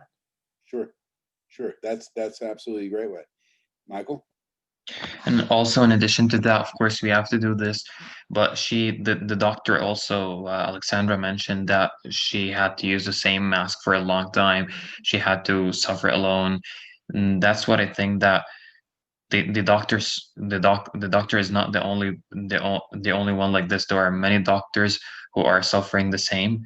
So I believe that we should raise more awareness on like these years should not be fighting But Michael, with. that's not answering the question, okay? In other words, the question is, what can we do to help the family heal from the situation? You got to go ahead and stay focused on, right, what we're actually talking about, okay? So one of the ways for you who have lost a loved one in the medical profession, even though it's unbelievably hard to go through that, you know, your loved one sacrificed so much of their life to go ahead and be in a position where they could help people. Never did they really think about that one day they could be putting their life on the line just by doing what they dedicated their life for, and that's helping other people. But you can take some comfort in that they were doing what they felt they were meant to do. They were doing what they wanted to do. They made the decision to go ahead and take the risk, knowing that they could be sacrificing themselves. But to them, it was worth it. That's why they're heroes. Okay? They stepped up. And there's people doing it every day. And we owe them a tremendous debt. We owe them a tremendous, right, thanks and gratitude for what they're doing. But take some comfort with the knowledge that it made them happy to do what they were doing, regardless of the risks. Yes, they were scared. Yes, right, you know, they went through a terrible ordeal that they shouldn't have had to have gone through. But by doing it, they saved a lot of people. And those people will remember them as well, not just your family, but the people who got saved or the people that they comforted, right? Even those people who died as patients, your loved one made their lives better. And not a lot of people can go ahead and say that. So, you know, what they say in the military, we thank you for your sacrifice. It applies here as well.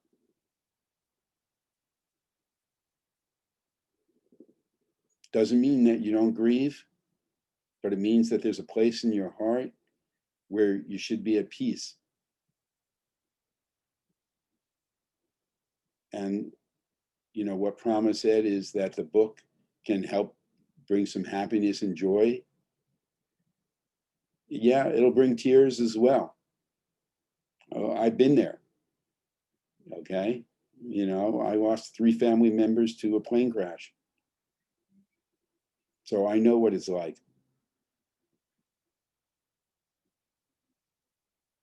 But it helps. Because my father was doing what he loved to do as well.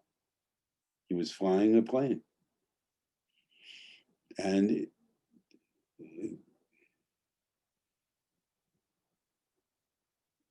it was just a freak accident that caused it to crash. So the thing is,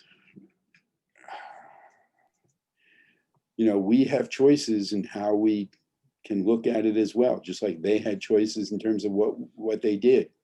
So respect what they did and have it help you heal, because that's what they would tell you if they were here.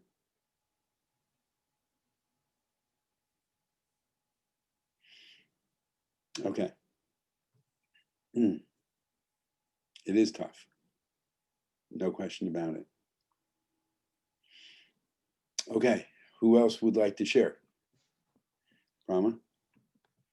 Thank you so much, Lyle, for sharing. I understand that it is really hard to like lose someone, and I've been there myself. I lost my uncle and last year, and it's been really tough. But the thing is, we just gotta keep going forward, and just keep me happy because that's what they want us to do. And I would like, and with that, I would love to just talk about Ryan Mulcahy. But personally, so as a youth in college, oftentimes I feel discouraged that I'm only a simple individual, and I can't do much for others due to my personal obstacles. But when I see heroes such as Ryan Mulcahy, who worked at LifeGift and Southwest Transplant Alliance, and worked so hard to be there for others despite the risks of the virus, I'm truly inspired. Ryan Mulcahy was a very special and extraordinary individual who spent more than a decade saving people through organ transplants. While oftentimes in the health field, I'm reminded of heroes only being doctors and nurses. Ryan Mulcahy was a hero, saving people in the sense that he was able to give others a sense of hope or laugh in a moment when they didn't think it was possible.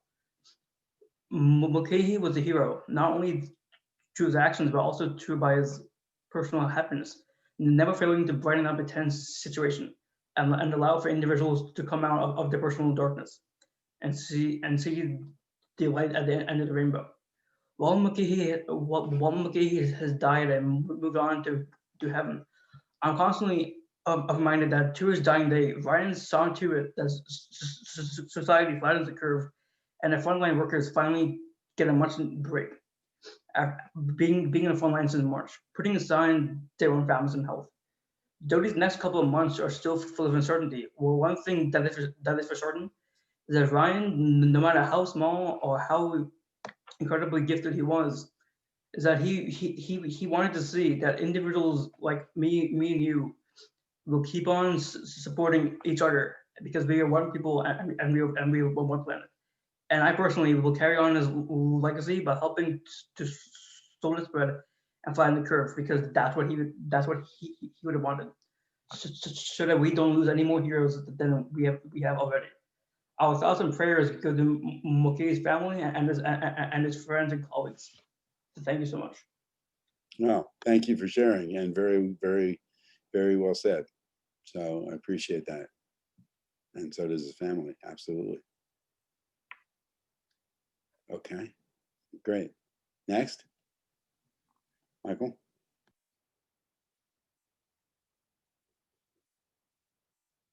You have to unmute yourself.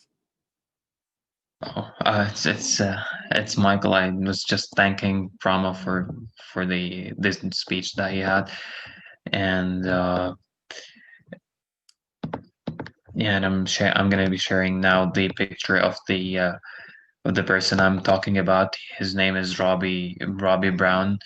Those who were in today's morning session, I mentioned him. He's a businessman who knew how to invest his money in the right places, which is literacy and education. He recently died due to COVID-19, and I think that we at Planned Acts of Kindness are paying him the best tribute through reaching out to the most kids possible, and especially through our educational programs, because his main purpose in life was to educate as most people as possible and in various sections. So in various sections of and various topics, and this is what we do even in our financial literacy when we are educating adults. He's proud of that, definitely, and he would, if he would have been alive and he knew about us, he would have asked us to do this. Okay, very good, very good. And we'll make sure we do a little bit more in-depth look into his life so we can share it with more people moving forward as well. Yes. All right, great. Does anyone have anyone else that they'd like to go ahead and speak about? Eric, go for it.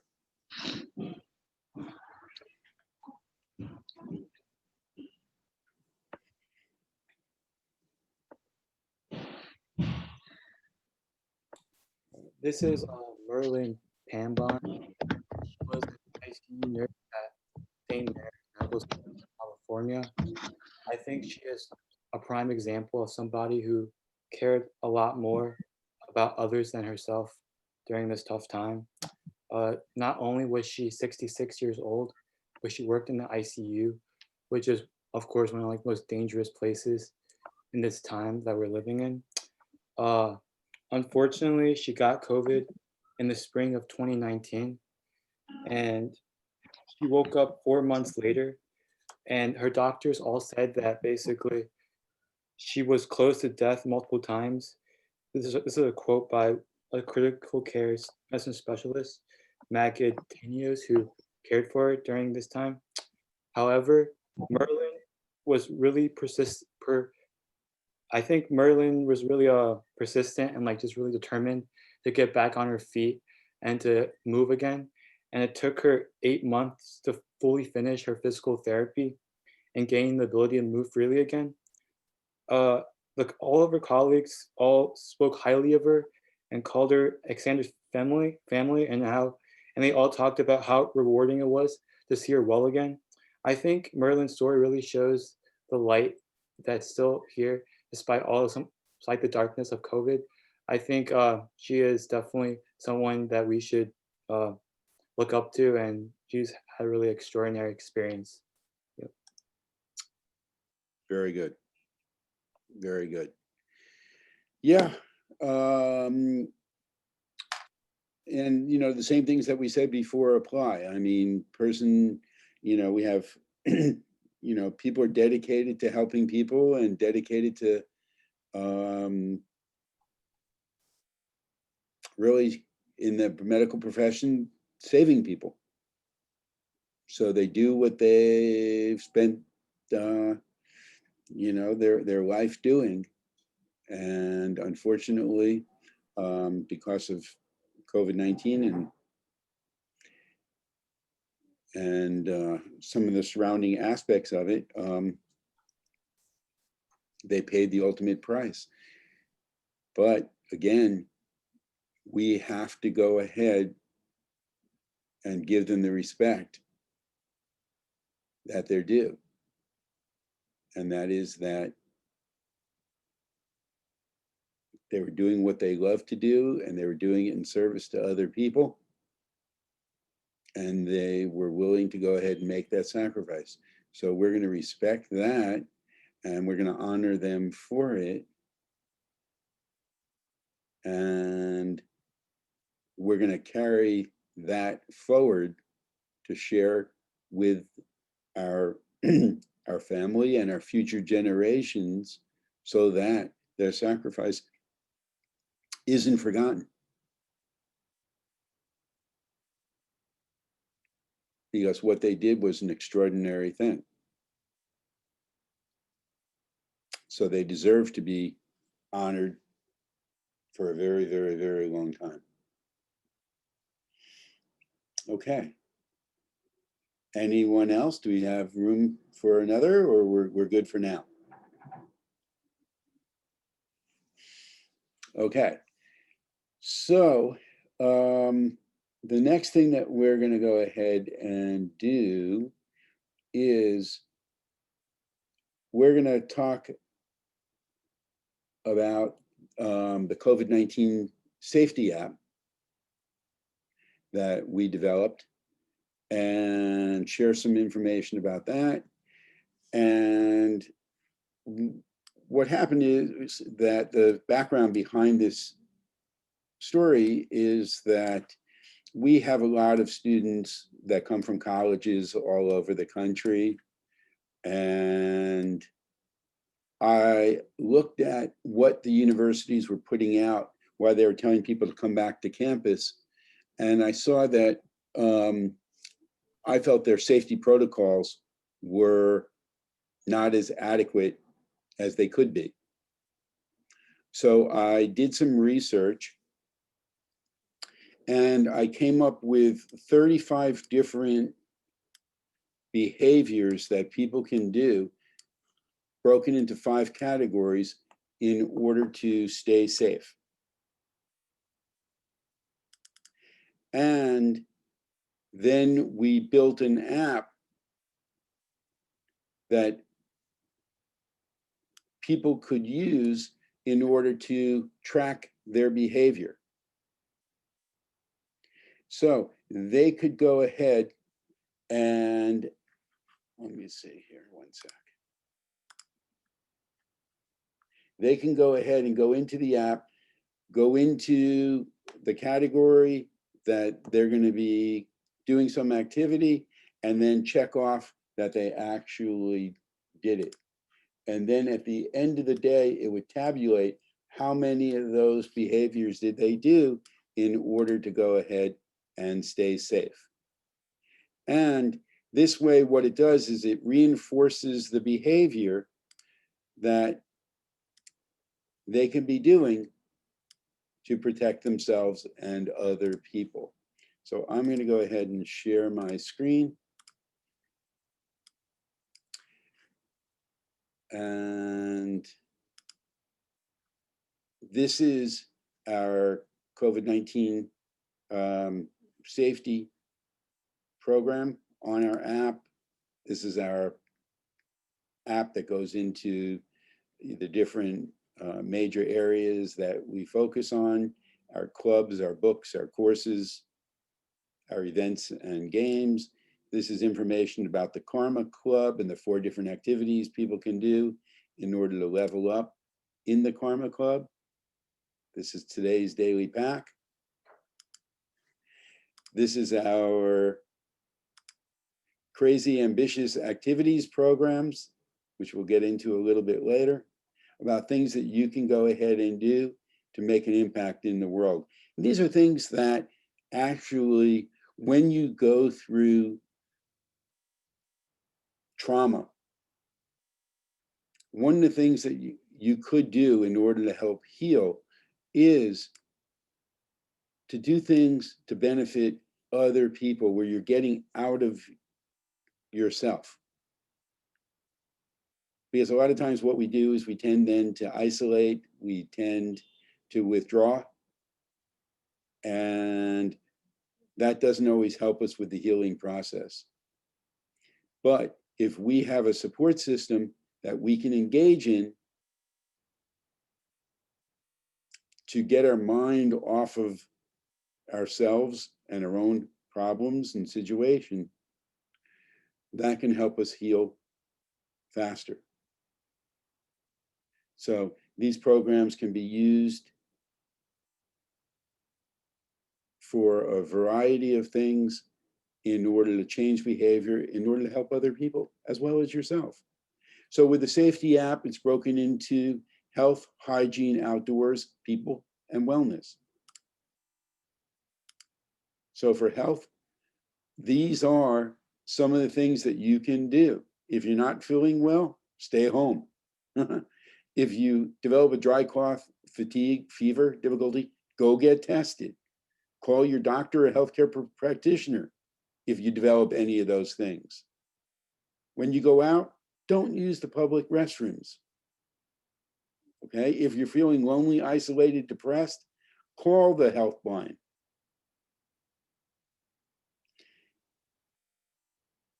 You know, if you're going out and you're in a group where there's a lot of people, even if they're wearing masks, maybe when you come home, you change your clothing and you put on a new set of clothes, and then you don't wear that clothing for a couple of days.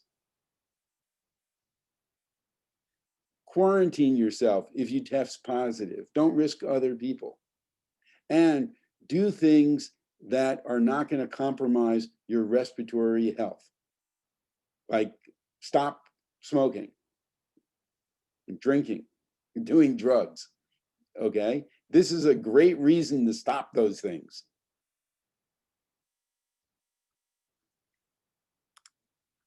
And then hygiene, outdoors, dealing with people.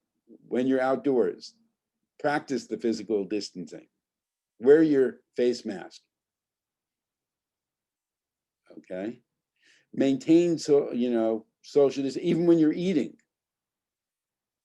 And if you do have to go outside, change your clothing when you come back. Dealing with people, when you're meeting with other people, make sure in advance that they're following safety, COVID-19 safety rules. Ask them if they've done things where they've been at risk. Ask them if they've been wearing their face mask. And if they haven't, maybe you don't meet with them in person. Whenever possible, do your connections by phone or by computer.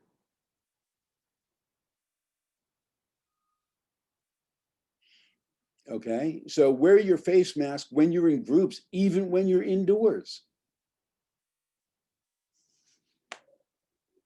Don't handshake, hug, or kiss your friends, your relatives, or strangers, right? Unless you know they just tested negative.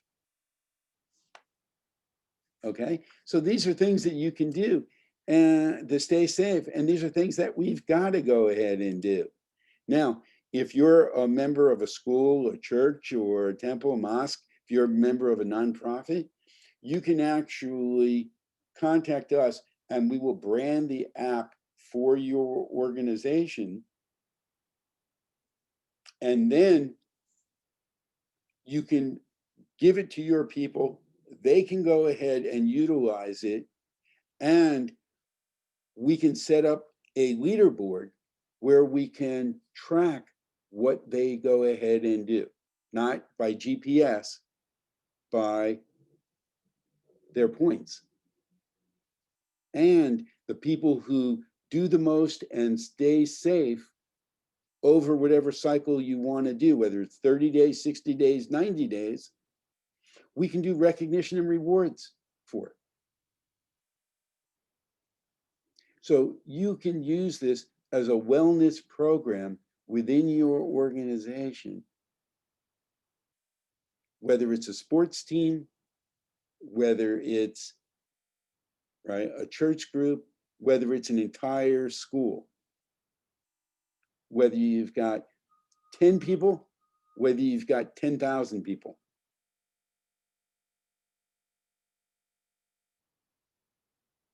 So let us know how we can go ahead and help. Okay, and on our app, we have additional things. So if you go to the navigation bar at the bottom, we've got helpful user files, profile, sharing the PAC app. That's the QR code that you can have people scan in order to get the app on their phone. So if you're watching this right now, take out your phone. I'll go ahead and wait 30 seconds, right? And then scan the QR code. Or pause your computer, get your phone, get the QR code reader, put it on your phone, then scan it. How's that? Okay. And then you'll have this app. Okay.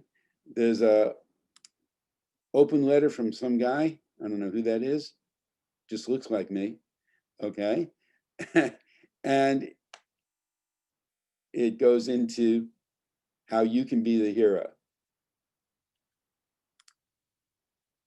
And our 5x5 system, where we deal with 5 groups of people, students, employees, owners, retirees, and unemployed.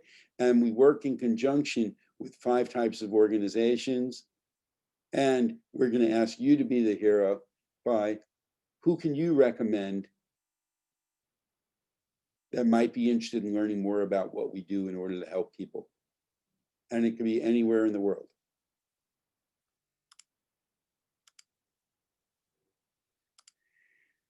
Information about us.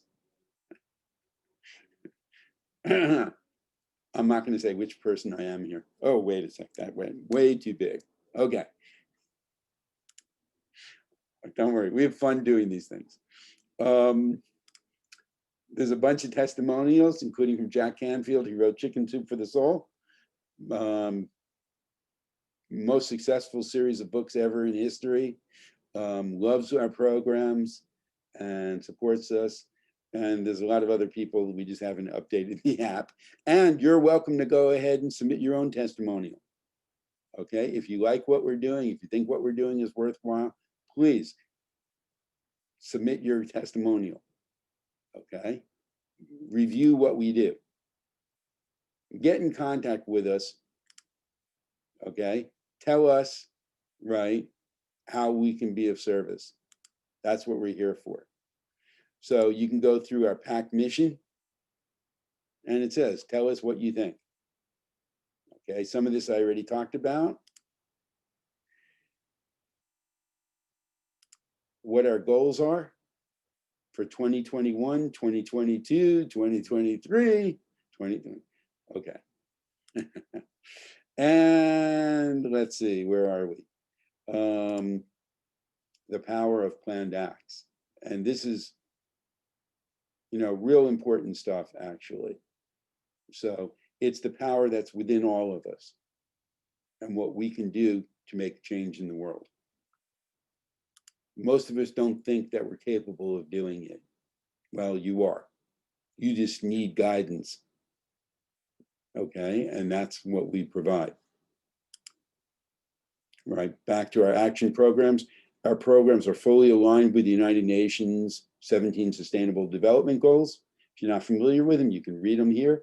And you can say, hey, I want to volunteer. I'm interested in gender equality. I'm interested in education. I'm interested in income inequality. I'm interested in social justice. I'm interested in public policy. I'm interested in health. I'm interested in hunger. I'm interested in poverty. Whatever it is, just volunteer.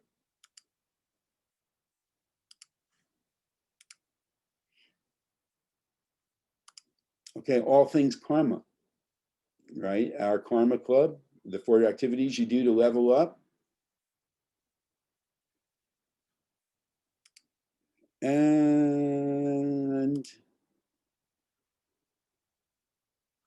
there's just a lot to read on this stuff. Packing karma, not a lot, but enough. And our Karma Constitution, because we have a constitution that governs what we do around the world. So we, the children of the world, unite as one people in order to preserve, protect, nurture, and grow the health of our planet and our global community. And do ordain and establish this Karma Constitution for all. Okay, so you can read our Karma Constitution, and you can see the different levels that when you do the different activities during the month, you can level up in terms of what you need to do. Okay. And then all of our COVID-19 related, from the safety app to what the problem, we're in this together, the memorial book, you can register for your memorial book. And that's what it looks like. And that's the book giveaway that we do, right? Memorial Day, that's what we're participating in right now. And then later there'll be videos up. And then 2021, the year of One Planet, One People with Project COPE, Serum, which is our social institutional reform, and the calendar of activities that we're doing in April and how you can get involved in that. That's going to be a very, very powerful program. But almost most importantly are our One Planet, One People social responsibility clubs with an image that's not coming up right now. And there we go.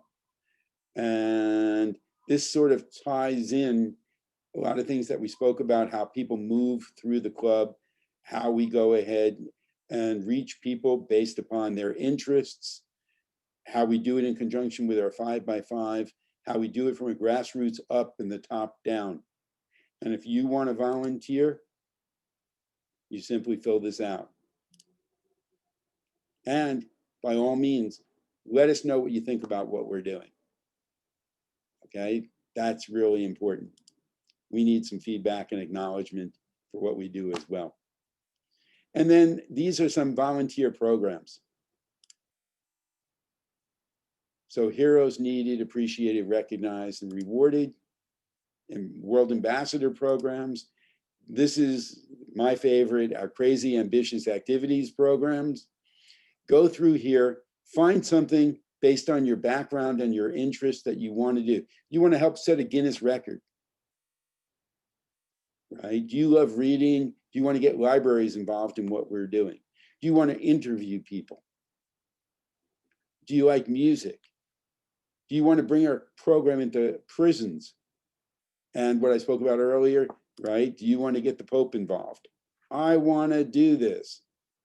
Okay. Right? You want to be involved with sports leagues, civility. You want to be a youth activist. You want to go ahead and do something that involves television. So many different things. And you can also suggest your own and then get in contact with us.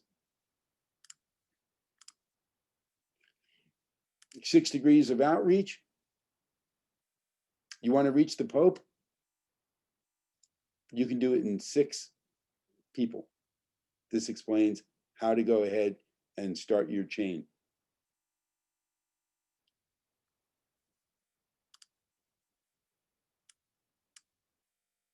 This is our ambassador engagement, where you take a survey and then we'll show you how you can do outreach and engagement to a high level.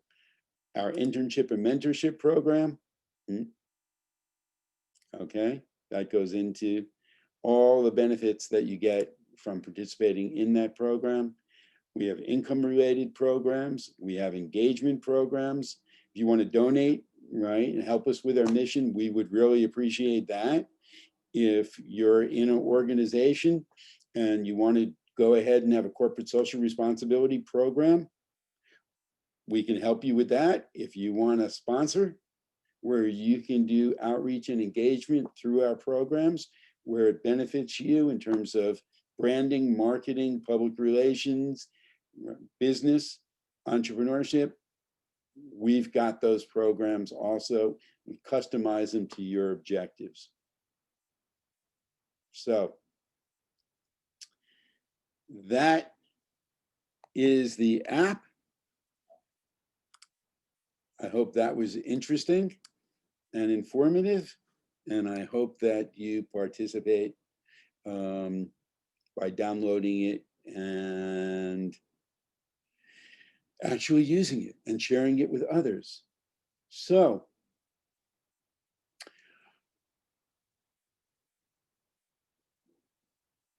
does anyone else, before we conclude, because I think we've gone through enough, right, for our first COVID-19 Memorial Day. I think that we shared a lot of information, right? I think that we gave some very valuable tips and ways of looking at things a little differently to people so that they know how they can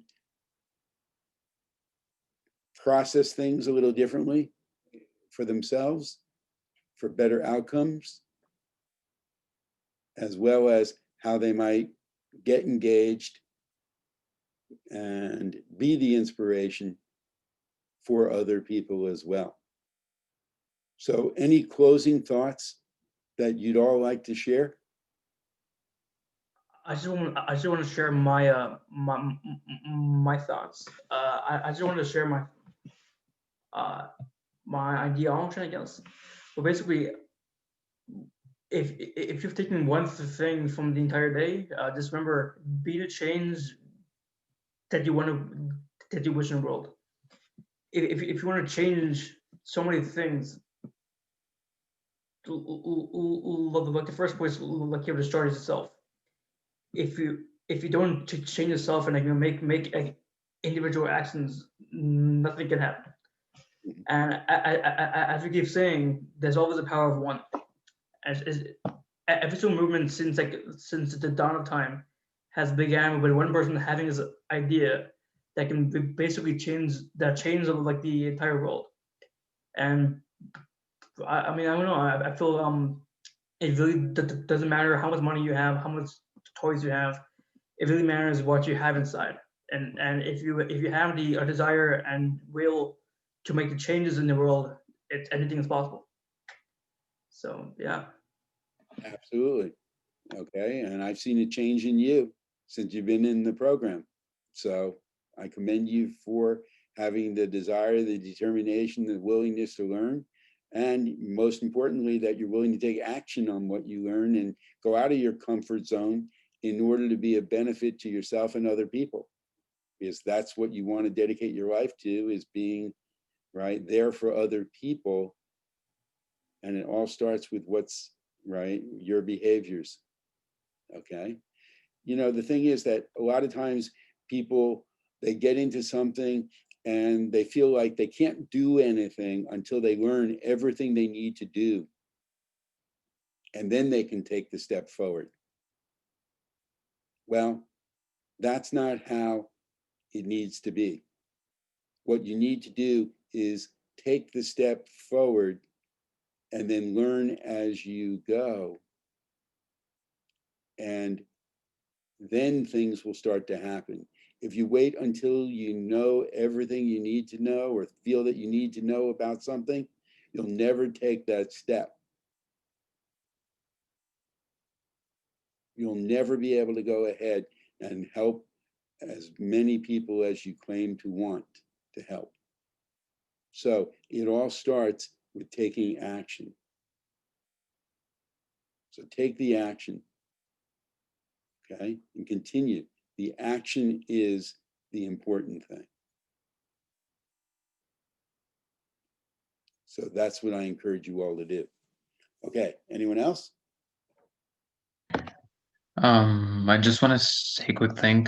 I have heard a couple of people questioning if they want to do the volunteering or the internship mentorship program.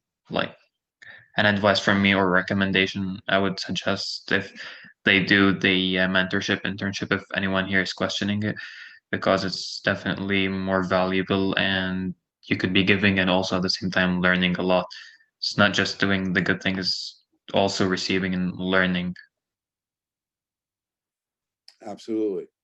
Absolutely. So for those of you who are in school, and it doesn't matter whether you're in secondary school, whether you're in high school, in high school, whether you're in college, whether you're graduate, postgraduate, whether you're even in work and you want to go into a mentorship program, we have those available.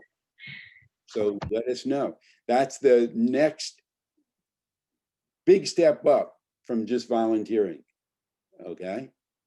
And it doesn't matter where you are in the world, right? We'll go ahead and get you taken care of. Likewise, if you want to be a leader, if you want to, right, do entrepreneurship management, we have programs for you in that. And it all starts with the One Planet, One People Club. So you can even start your own club. We have a whole system for how you can do that, or you can join, right, an existing club, including the main club for the world.